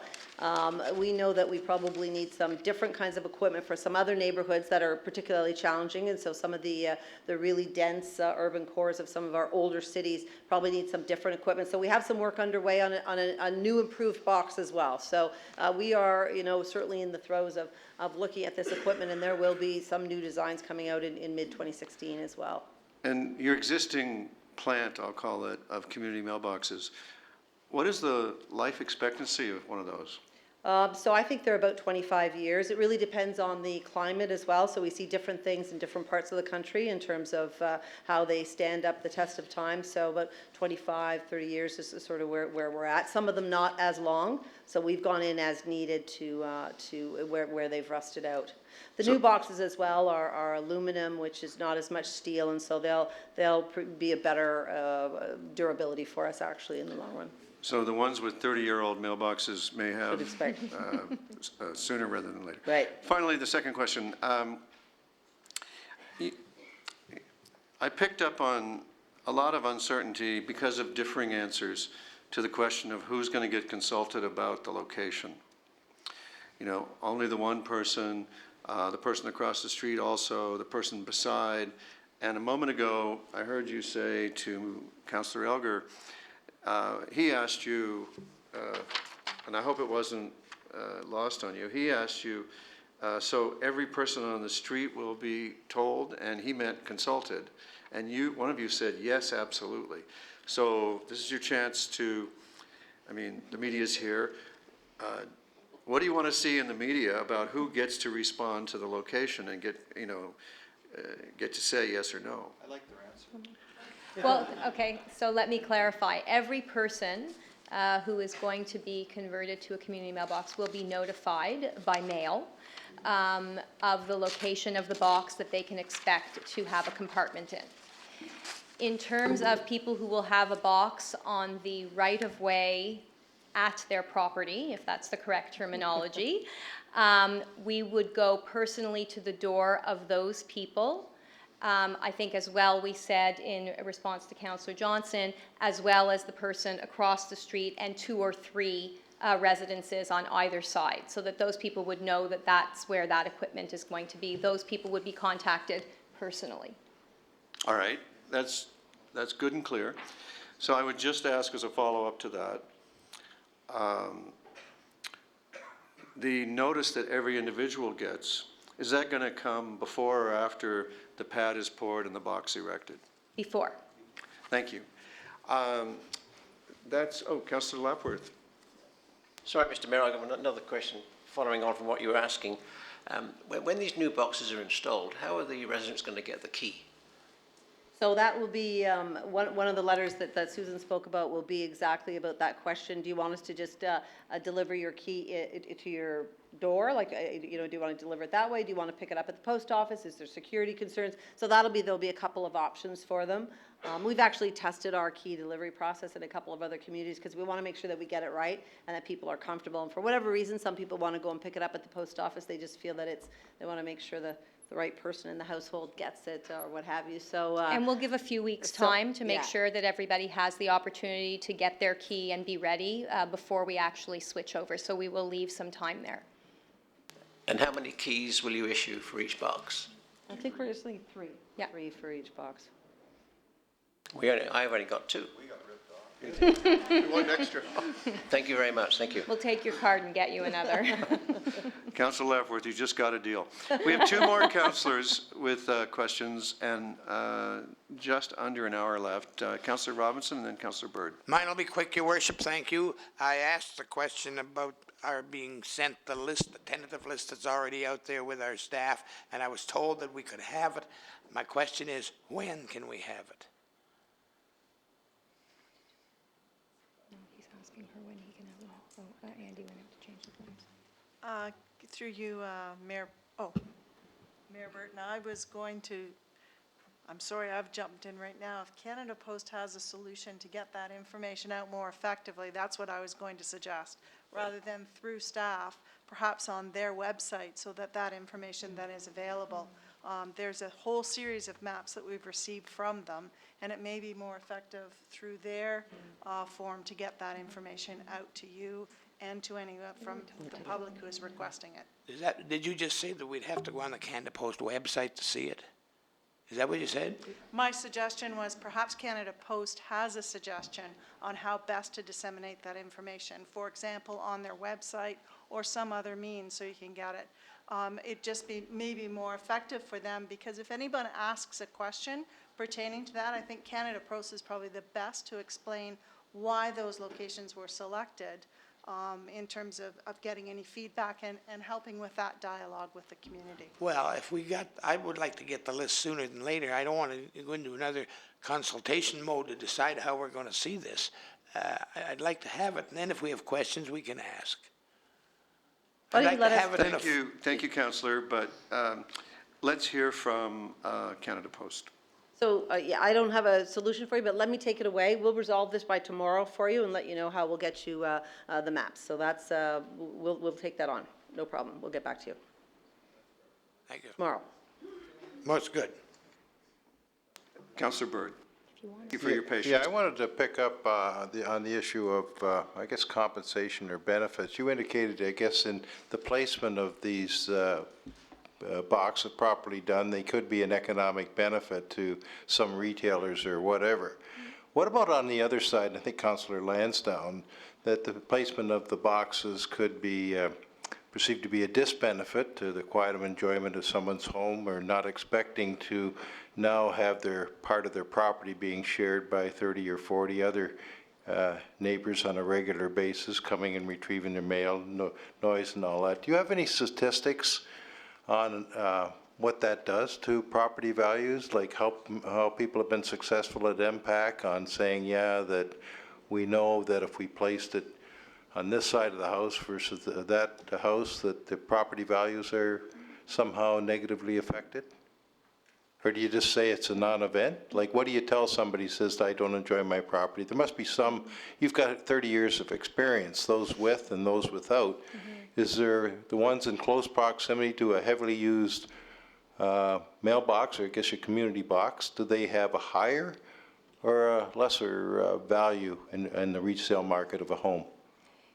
You know, Councillor Bird, we don't have any statistics on that. It's not really our bailiwick, property values. All I can tell you is that, you know, we're going to try and find the places that are the least obtrusive. We always try and put it, whether it's near a fence, near a shrub. It's not putting it in the middle of someone's front Right. yard where it becomes, So you say very it's sort obvious. of revenue neutral? It's like it's a good news story or a non-news story or a non-event? I just really can't comment on it. It's really not our, you know, we're not in the property value business.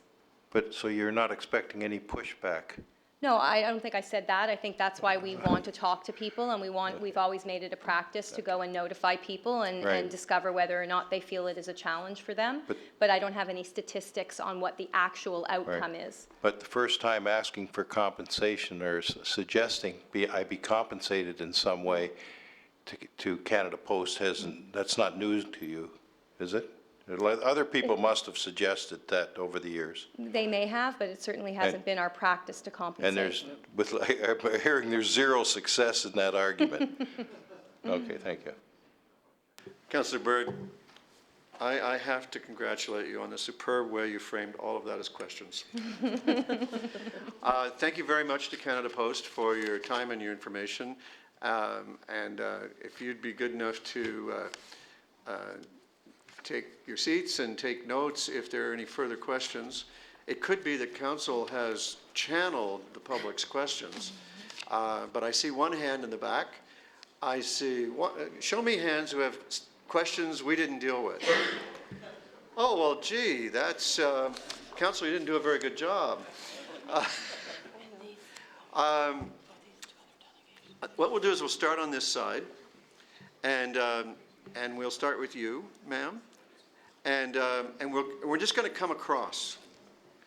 And could I warn you, there's only 50 minutes left, and the meeting hard stops. So if you do have a question, to be respectful of time and your neighbors, move to the center aisle now so that you can expeditiously come next, so we don't lose time changing questioners. Please introduce yourself and share with us your question. My name is Joanne Royce, and we live in the Bronte area. And my question had to do with the maps. It would be great if we could see those, even if they're draft maps of where their boxes are going to be located sooner rather than later. That would be great. And the other question I had more was, maybe it's a technical thing with the town, but where we live, our homes were built in about the 1960s. There's ditches. We have no sidewalks. So I don't know if that's something either Canada Post or the town could answer. Would you actually go in there and build like a cement thing over the ditch, or would you look for an area in the community that maybe has something where they can go? We'll get that answer from Canada Post at the end of the line, as soon as we've gone through. Okay, perfect. But thanks for the question. And next, sir. Introduce yourself and give us your question, please. My name is Chechi, and I live here in Oakville for the past 15 years, and this is my first time coming here. Good evening, everybody. My question is with Canada Post that the survey they are referring, is there any option of choosing no for this community mailbox? That someone says, I don't want it, or there's only option whether you wanted to put it 1 kilometer further away or 10 kilometers, obviously people are going to say 1 kilometer. And then say, oh, people choose 1 kilometer. Yes, so that's already been clearly given. There was no chance to say no. It's only the size and the distance. To help everybody who may feel a need to express their opposition, thank you very much, sir, for your question. I have another question also. All right, well then stand by. I want to give everybody a chance who feels a need to express that they don't like it and they don't want this change, to show that to Canada Post by raising your hands at this time.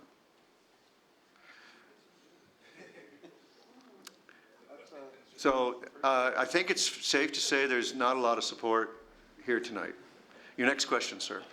My next question is that I have a permanent disability, and but I don't have any problem going to the community mailbox. But I feel bad for my two other neighbors, those who are beside me. And they have a hard time coming to their door even, like someone knocked the door. I knocked their door today so that I can bring them here, but the lady, she didn't even come to the door, So, I mean, when I see them, like they are trying to clear the snow, myself and my son, they sometimes go and help them. They will definitely have problem going to, further away. And then I don't think it's a good idea. But Canada Post, they say that they have 30 years experience with other community. I'm sure they never ask them their opinion, whether they're going to put the boxes over there or not. And secondly, they say that about the money is short. So what if the money is going to be more short in the future? Then it's going to be further away. The next thing we'll be going to the, some Canada Post plant to pick up our mail. So that's the thing. This has to be stopped immediately. We don't want that in Oakville. Thank you very much. Thank you for your questions. Next, please. Hello, good evening. My name is Peter Schmidt. I live near Falgawood and 8th Line. Throughout the question period or even the presentation, Canada Post has on many occasions said, well, we have gotten responses. We have gotten 25% responses throughout the letters that we send out and the questionnaires and online, etc. Now, will these answers or this information be made public? And if yes, will it be in raw data or will it be analyzed in a way that makes it fit to Canada Post? That is very important to me. I would like to see what my neighbors have to say, not only here, but online or by responding. There's a multitude of other things that I don't want to bring up, but I think everybody knows. There's 2 parcel spots in the new box. Very nice, I agree with that. Now, the old community boxes that, where my mother lives, for example, there has only 1 box for parcels. Well, if the letter carrier is just too lazy, there will just be a notice to pick up from the mail office, just to let you know that. Thank you very much for that. Thank you for your questions. Good My evening, name sir. is Patrick Keenan. I am in Ward 2, and I was very thankful to see Kathy Dudek and Pam Damoff ask probing questions. I was rather disturbed during this whole discussion between Council and our Vice Presidents from Canada Post when people were talking about paved sidewalks. In Wards 2, 1, and elsewhere in South Oakville, most of the streets are not paved. They just have grass down to a drain and then the street. I want that understood by both parties so that we do not have mistakes when the implementation takes place. Thank you very much. Thank you very much for bringing that clarification. Sir, you're next. Mr. Mayor, Council, my name is Tom Jakovic. I live in the West End, and I've been involved with these boxes since 1984 when all these new subdivisions came in. And I had a corner lot, and at that time, actually I was on the front page of the Beaver because I was fighting the federal government, and of course you're not going to get anywhere, but I end up, those boxes being on the corner, I end up getting a 5% reduction in my taxes on those boxes. And if you're going to put these boxes in, you don't want to put them in around a corner because, and you don't want to have a whole bunch there because all of it is it's just a garbage collection thing. Taxi cabs, limousines, people pull up and they throw all their cigarette butts down there and their papers. And if they live around the corner, they're going to throw everything else there too. So you don't really want them on a corner a lot because that really shows up. And the biggest thing I found, the first 10 years, they were maintained pretty good. But after that, no. And I've been there 30 years. I just moved up the street 6 houses up, so I can see these other boxes. I've got a new set of boxes, and there's a very long sidewalk, and they're maintained. It's like people now on that survey are 30 years older. They're falling, they're getting hurt. I called Ralph Robinson quite a few times. The city here, nobody wants to clean the sidewalk very good, and when they do clean it from the city, they do such an awful job, you're better to leave it alone. And if you're not going to do anything, put a little box with some sand there so people can throw it underneath. Thank you. Next. Thank you. My name is Terry Langley. I'm the local president representing the Canadian Union of Postal Workers. That includes Oakville as part of our local. We represent approximately 1,300 members in this local. The concern I have, and I guess part of my frustration, well, first I'll start off by complimenting council on the outstanding job they did tonight on the questions they asked, very thorough and very precise in their questioning. The concern I have, and this is the pamphlet that the local put together and we passed out to the residents in Oakville tonight, and a lot of what was covered. What's frustrating or disconcerting for me is that Canada Post talks about their 30 years of doing this, and if you look through this pamphlet, after 30 years, this is the best they can do. You look at these pictures, that's the best they can do with community mailbox, and that's disgusting. They talk about the security of the mail. They talk about anti-pry devices. There was a CBC report that addressed this issue where these anti-pry devices were installed out west. They did not work. There are bands of thieves who target community mailboxes, and there's identity theft associated with this. There's depreciated property values. The community is adversely affected by this. I don't hear Canada Post talking about eliminating any of the 22 vice presidents and the tens of millions of dollars that costs Canadian taxpayers. The reality is the post office has generated $1.6 billion for Canadian taxpayers in profits, in the dividends and the taxes that it's generated. It is not relying on any taxpayer money now. What's the municipality going to do? Because other municipalities have addressed the fact that the increased postage rates associated with the elimination of home delivery, door-to-door delivery, will increase municipal taxes in the mailings of tickets, of voting registration. All that stuff will raise the municipal taxes. So everything they're saying they're trying to do in reality will not reflect for the community. Nothing will be saved by doing this. The other reality, and Canada Post is getting a bit of a pass on it, is the postal banking issue. The reality is, as they try to gloss over it and say to look at it, and it doesn't seem feasible in Canada, in Switzerland, a banking mecca, 70% of the profits by the post office in Switzerland is generated through their postal banking. They have a very thorough banking infrastructure in Switzerland, and postal banking is still viable there. It's viable in Canada. Canada Post is owned by the Canadian taxpayers, not by the government, not by Canada Post management, but by the Canadian people. They deserve better than this. It's not about just the reduced revenue. If Canada Post gets into postal banking, not only, and I'll say, their report, 811 pages, a 4-year study. Canada Post did. It wasn't contracted. It wasn't done by the government. Canada Post did it. And they buried it. Only through a Freedom of Information request by the press was it uncovered. 811 pages.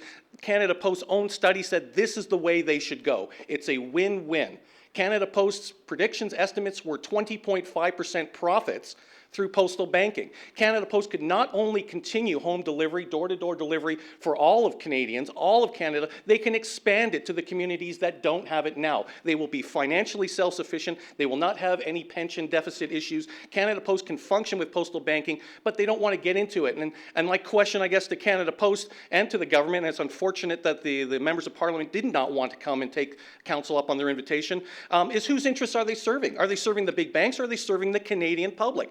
That's who owns the Canada Post. So my question is Canada Post going to go back, or are they going to reveal this unknown study that they now said they looked at it, because of the report that they did generate for 4 years looked at it and said get into postal banking? Now they'll stand here before the residents of Oakville and say, no, we looked at it and that's not the way we should go. Well, where's that study? We want to see that, because we deserve better as the people who own the post office. And I think Canada Post should be more transparent in how they've arrived at the information to just write off postal banking as a viable alternative. Thank you. Thank you. I want to give you a motion. Oh, Councillor Dudek moves that we go past the hour. Our bylaw limits the meetings to 10 o'clock unless we move a special motion to go to 10:30, and that's what Councillor Dudek has moved. All those in favor?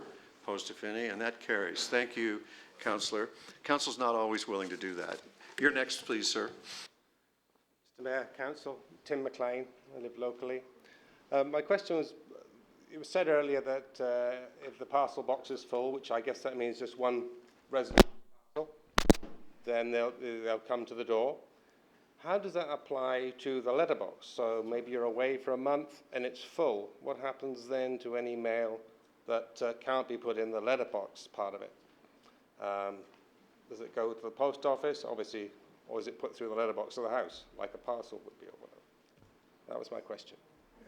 We'll look to them for the answer when we get to them. Thank you very much for the question. Sir, you're next. Paul Logan, Glen Abbey, since about 1981. Very simple question. Is similar to the gentleman that just spoke. I'm very fortunate. I have a cottage. Sometimes I go to Florida. The mailbox will get filled. What happens when your mailbox gets filled to the brim? Do I go to the post office before? Is there a charge? What goes with that? Thank you. Welcome, sir. You're next. I'm David Rennie. Just a point of information first for Councillor Adams. Hamilton City Council had voted unanimously against termination of home delivery and demanding more thorough consultation on the process. Also, my question is, now we have large suburban areas which presently have home delivery but have no sidewalk and very poor lighting. So who's going to be responsible for installation of sidewalks and lighting in these suburban areas? And security can be a big concern in those conditions as well. And just another point, if the Canada Post Corporation is serious about controlling labor costs, why don't they start at the top? They gave themselves big bonuses even when they lost money that one year, and they gave themselves huge fat bonuses. So now they want to control labor costs of workers. Let's start at the top where they're top-heavy in management.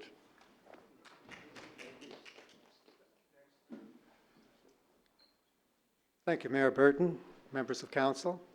I had a couple of questions this evening, and first I'd like to ask about process. CPC is a corporation operating at arm's length from the federal government, and thus with no more rights than any other Canadian citizen. And I'm trying to understand how or what power allows CBC to demand municipalities provide prescriptive easements for the placement of their CMBs. Mary, you said earlier that the Act gives us the right to the easements. Could you elaborate? What Act is that? Is this all happening under the authority of this particular Act, whatever that might be? And when would this Act have been written? Those would be some of the questions that I have. Would you just introduce yourself also, please? I'm sorry. My name is Craig Bell. And in the late 80s, CPC initiated a community mailbox distribution system in newly built communities only. This was to allow, I imagine, for appropriate community design and build that would allow designated spaces for the CMB placements. It would also allow home buyers to assess property values correctly with respect to the location of CMBs in their community. And I suggest this is why CMBs were never planned for legacy communities.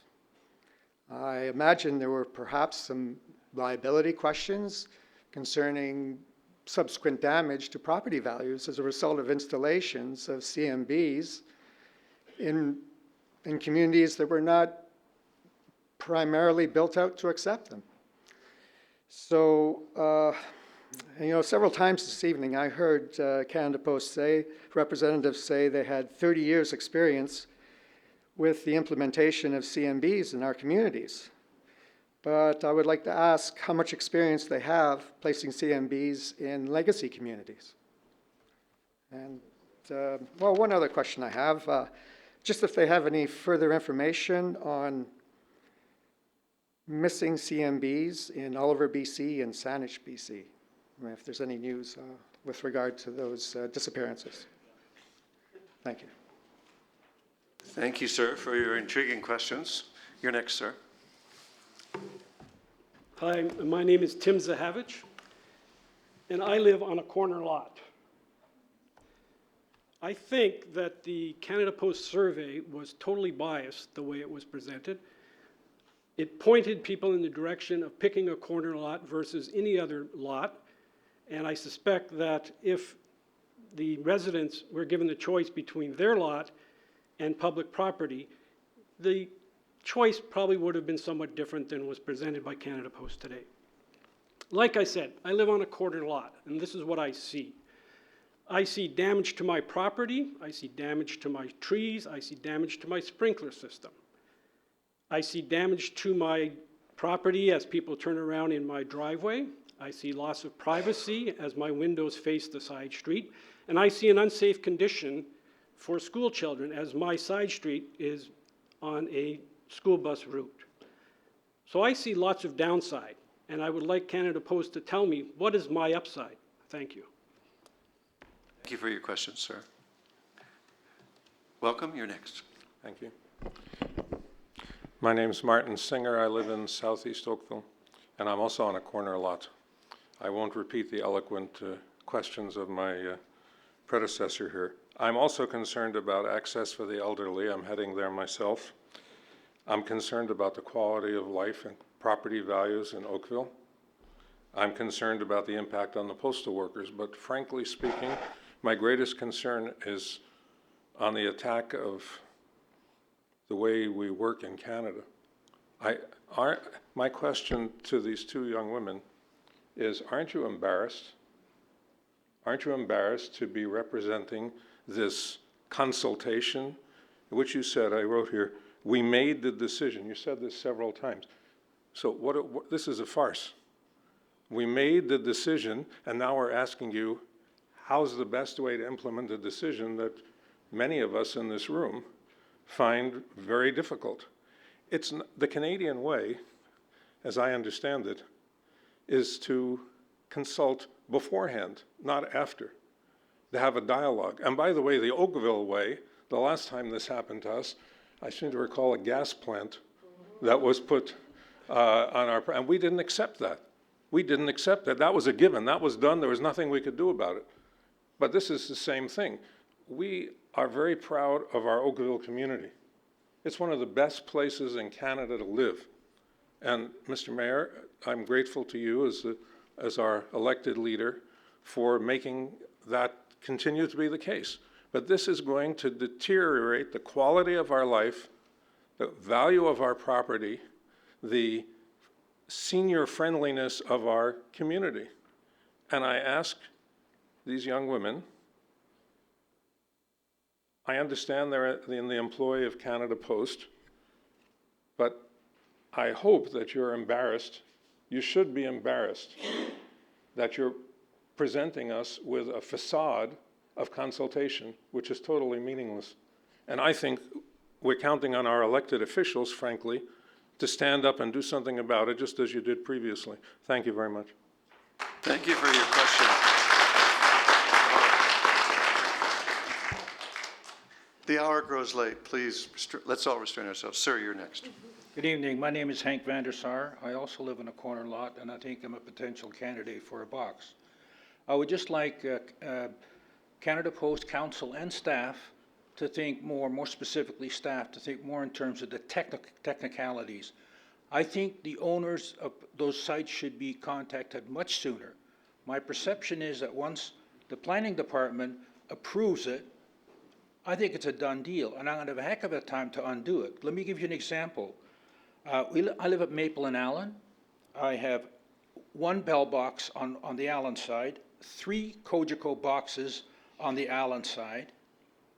I have hospital parkers that like to use my driveway as a turnaround. And I do live on the widest street, I think, in Oakville with sidewalks on both sides. I am concerned, and I would like Canada Post, council and staff to consider contacting the potential and locations as they are now immediately for some more than technical input. Thank you. Welcome, ma'am. You're next. Hi, my name is Jessica Castris, and I live off of McCraney, just south of Upper Middle. And one of the reasons why I bought that house was because, one of the minor reasons, was because of the door-to-door mail service. Having that removed is going to impact our community, our street. I live in a very small court, and I can safely say that I'm here to represent 9 of our neighbors, and all of us feel exactly the same way, that we do not want these community mailboxes anywhere near our houses. My question is, you had indicated that you would be contacting personally, or by, you would be either contacting the person where they would have that super box on their lot, either personally, and then you said that you would be contacting them. And I just wondered if that was going to be done by appointment, and if neighbors could contribute to that appointment or to that meeting with that neighbor, so we can all have input or feedback between Canada Post and that neighbor and our street. Thank you. Thank you for that question. Sir, you're next. My name is Bob Gallinger. I live adjacent to one of our arterial roads, and my concern is that's the only place there's a sidewalk in our area. The rest is ditches and culverts. If the community boxes go in along the arterial road, and people decide on the way to work, I'm going to stop and pick up my mail, am I going to be dodging open doors in cars all the way down the street on my way to work in the morning? Or will the town be putting up no stopping, no parking signs all the way along the street, which is another eyesore on top of the boxes? It's just one of my concerns, is that I don't think there's enough consultation between the town staff and Canada Post. Thank you. Thank you for bringing us that. In defense of the staff, they have brought those issues up. We're waiting to see how the Canada Post processes them. And to the other question about how soon, we heard earlier that Canada Post is going to provide us with the map of these tentative locations tomorrow. So soon enough, I think. But thanks very much for bringing that. That's good to hear, because I didn't have that sense being at the meeting here. Thank you. Well, we'll have them up at the end, and they can correct me if I misheard them. But I thought that's what I heard them say. Thank you. Sir, you're next. Good evening. My name is Jim Platt, PLATT. I am local vice president of CUPW, which services the depot that contains Canada Post that affects the Oakville area here. And I would start off by thanking the council and the audience for allowing me the privilege to participate in this democratic process. So I genuinely thank you. That's very near and dear to my heart. My question to Canada Post is, has there been a financial impact study to the residents of Oakville and of the roughly 1,100 points of call that have been identified by Canada Post as businesses? What is the financial impact specifically to those businesses that are going to be converted to community mailboxes? Thank you.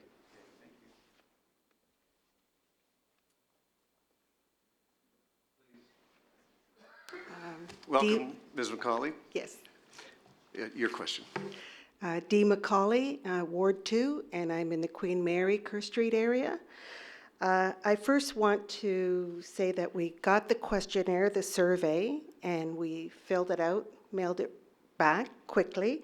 But I do want to express that a quick response to that survey does not represent an eagerness for implementation. Hydro lighting has not been discussed tonight, and we experienced darkness at 4:30 in the evening come October until March, and people are going to be expected to stop at these boxes. And are you going to be providing another hydro pole to give lighting for people to feel secure to go to these boxes? So that's a very big concern of mine, because as many women are single in their homes, they have to go out, and it doesn't matter really who gets the mail. There should be lighting. Pollution hasn't been expressed neither. I don't think people are going to be shutting off their cars and then restarting them. I wouldn't want the noise factor of another car starting up beside my house all the time, shutting off, turning on. And Oakville is an idle-free zone. So I'm looking at pollution. Also, we keep on seeing one box here, and I have 43 houses on my street, so that represents 3 of these boxes, not 1, but 3 on the location that's going to be chosen. And also Queen Mary is a bus route, so I don't think any of these boxes are going to be on a bus route, because we can't have people pulling over, especially at a last minute when they think they almost forgot their mail. So I can see probably 5 of these boxes on my corner, because I'm going to have people from Queen Mary pick up their mail on my street. Also, my street is Kingswood Road, and I only have sidewalks on one side of the road, so that my option of where these are going to be located is now reduced by 50%, and the concern of ditches was already brought up. So I think that's all my comments. Thank you. Thank you very much for your information and your questions. I took several of those down as questions. Doug McCurrigan, welcome back. Thank you. Do you have additional questions? I do. I guess that the comments that have been made by others about why this whole thing is being done in the first place, those comments have been made. My point of view on this is, given that we're going to do it, my view is it should be done as well as possible. And I believe that Canada Post is working to achieve that. However, I'm really uneasy about the answers around ongoing operational issues: snow removal, vandalism, litter. There's a real sense, listening to the conversation, that Canada Post wants to get this project done, and it's kind of throwing the operational issues over the wall. Somebody else is going to deal with it. You have performance standards, but it's very obvious that you're not achieving those standards. It's visible. So I guess my question is, what mechanism are you contemplating for delivering quality down the road? I mean, this is our town. When something goes wrong, we turn to our town to solve it. You know, you call the town to fix things. Service Canada is a one-stop shopping location for things to do with federal and provincial delivery of services. But the sense is there's no idea here of trying to solve the operational problems and ensure that you actually meet your performance standards. So my suggestion, my question is, will you take those thoughts to heart and try and figure out how to make this work? Don't expect the town to do it. You've got to work with the town to make it happen. Doug, thank you very much for the interjection. Welcome, you're next. It's Mel Meisner. The cell towers that have been erected around Oakville have been a lot of controversy. It looks like the controversy over location of community mailbox is going to dwarf that cell tower thing. What I would ask the council to do is to come up with a process between the Oakville and the post office to come up with a system of arbitration on location of that appeal process. And the second point is I was concerned that really not much thought was given to what happens to the elderly.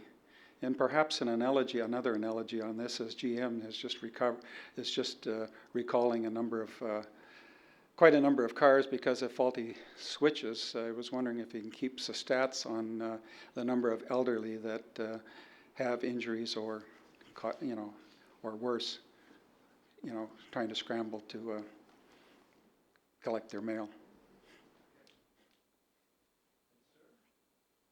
Sorry, sir. Welcome. Welcome. My name is Ken Barber, and I'm a resident of Oakville. I work for Canada Post too.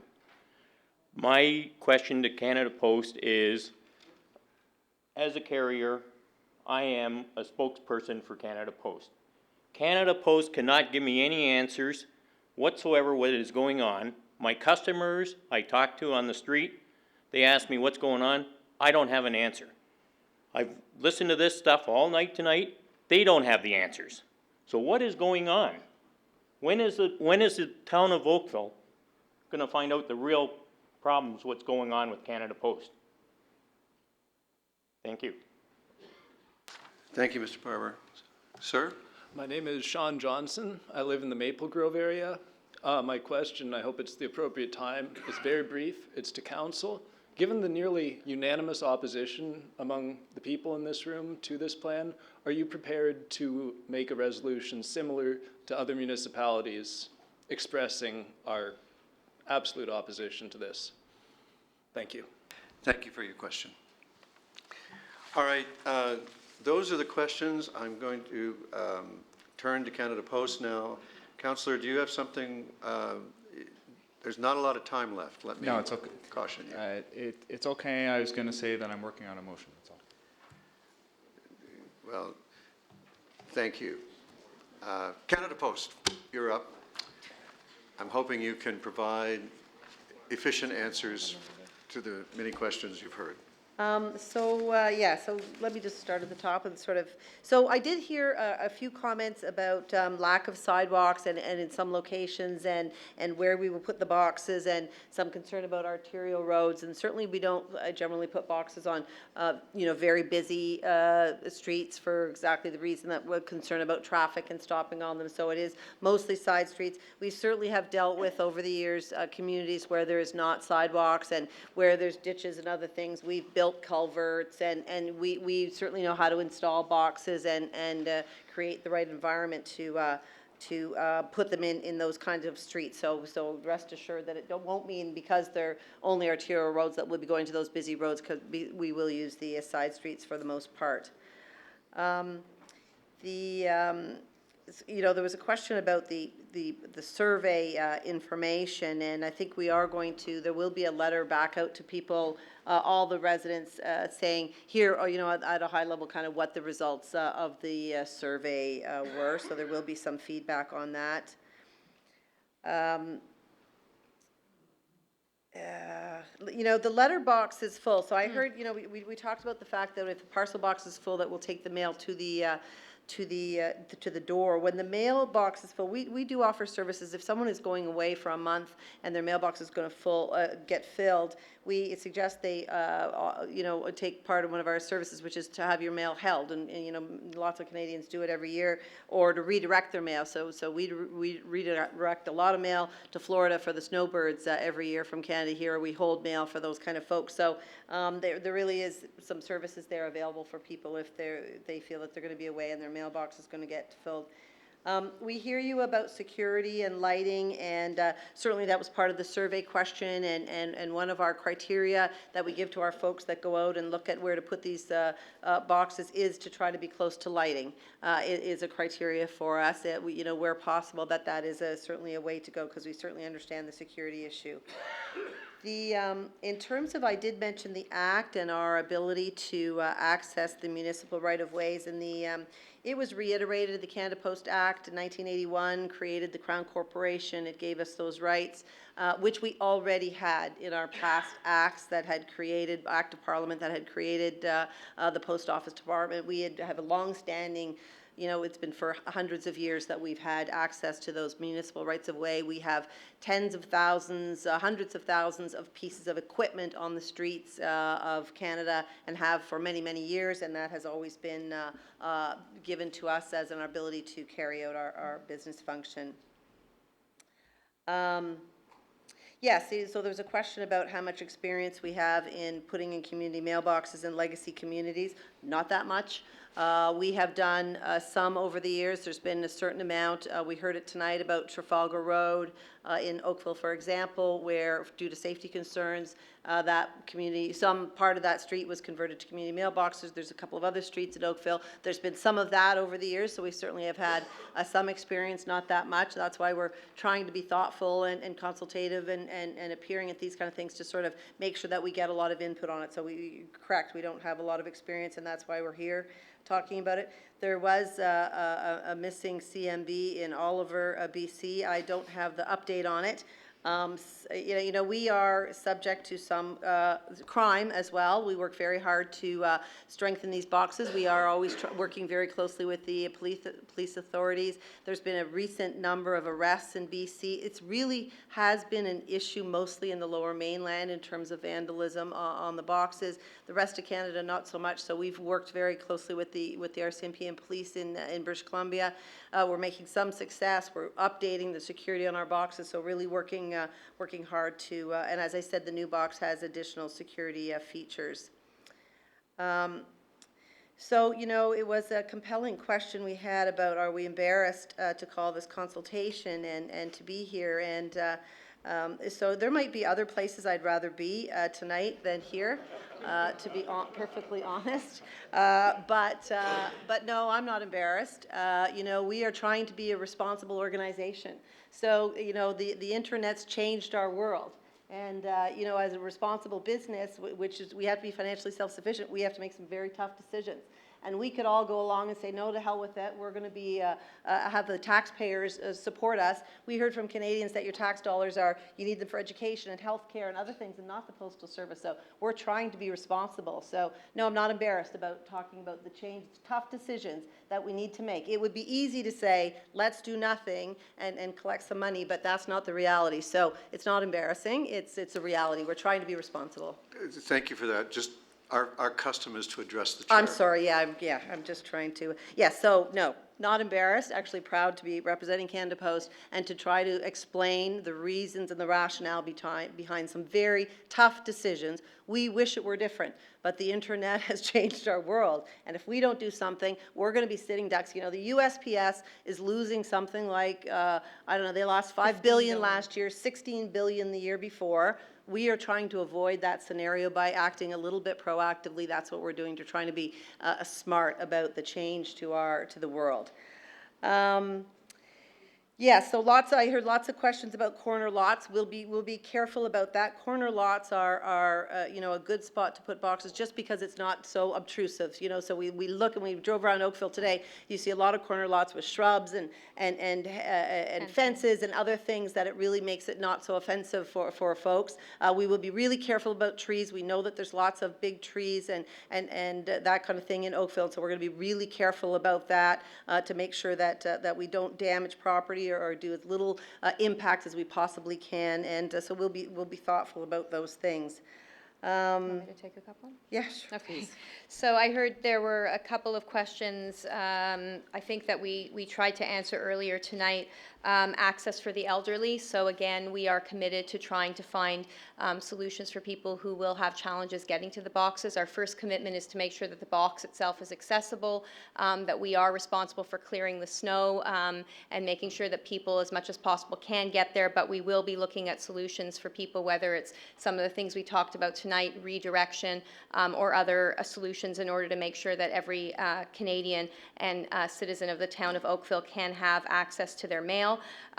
Something was raised about lighting and security, and certainly we always look again to try and have these placed near existing lighting, and the plans that we've proposed to the city do that as much as possible because we are aware of darkness coming earlier, obviously, in the winter here in Canada, and so we look to put it as close to existing lighting as possible.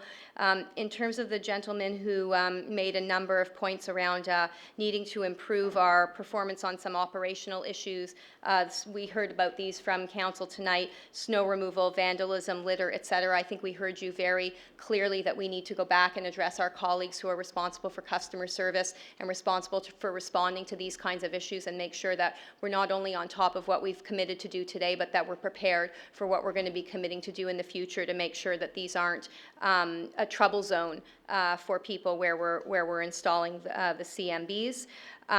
Also, there was a question about going to talk to the people who are going to have this property on this equipment on the right-of-way at their properties. And yes, we are committed to, first of all, for anybody who's going to be affected in a mail change, we will be contacting them directly by mail. But for those people who will have equipment on the right-of-way, we said that we would be going to meet with them personally. We would be trying to contact them on more than one occasion to ensure that we do get in touch with them, and we would be willing definitely to speak to, I think we said that we would be speaking to neighbors in the properties adjacent and across the street as well. So that should enable people to share their views with us there, and if they have a better idea for a site that would be more suitable that we can move to, we are certainly willing to consider that. As Mary said, we do need to find sites for these boxes, but we are willing to be as flexible as possible in finding the exact sites. Think there was some, maybe not a question, but some views expressed about postal banking. I think that we already addressed that earlier tonight. We feel that this is the plan that is going to bring Canada Post back to the financial sustainability where it needs to be by dealing with the business that we know, the business that we believe we are suited to grow, and that's the parcel business and the e-commerce that's growing while the other mail is diminishing. We didn't feel that postal banking, although it may be successful and certainly is successful in many other countries, those other countries aren't Canada. They aren't as vast as Canada. Their population density does not look like Canada, so they don't face all the same challenges that we do, either on the postal delivery side or in terms of the banking sector, again, the nature of which I think we described earlier tonight as very strong in providing very good access to Canadians. I'm not sure. Do you have anything else? I would just want to say that certainly I thought the question from Doug McCurgan was very thoughtful about, and I've certainly heard that here tonight from a number of the councillors and others, that we need to step up our game in terms of responsiveness on that 1-800 line, Councillor Adams didn't have a very good experience, so we need to, I hear you on, you know, will we take those, the question was, will we take those thoughts to heart? We absolutely will. You know, we've certainly got a lot of feedback here tonight about litter and vandalism and graffiti and responsiveness, and we're going to do the best we can. You know, again, I started out the night saying we know that this is a big change and we're not underestimating it. We think it's the right thing to do. We think we can do it well. We're learning as we go, and we certainly intend to do it with absolutely the best quality that we can. So I really appreciate your time tonight. I want to thank you for coming and bringing your information and the professional way in which you've conducted yourselves. And I want to compliment Oakville for the professional way that the town has brought their concerns to you. I think there's been a lot tonight to make council and I very proud of our town.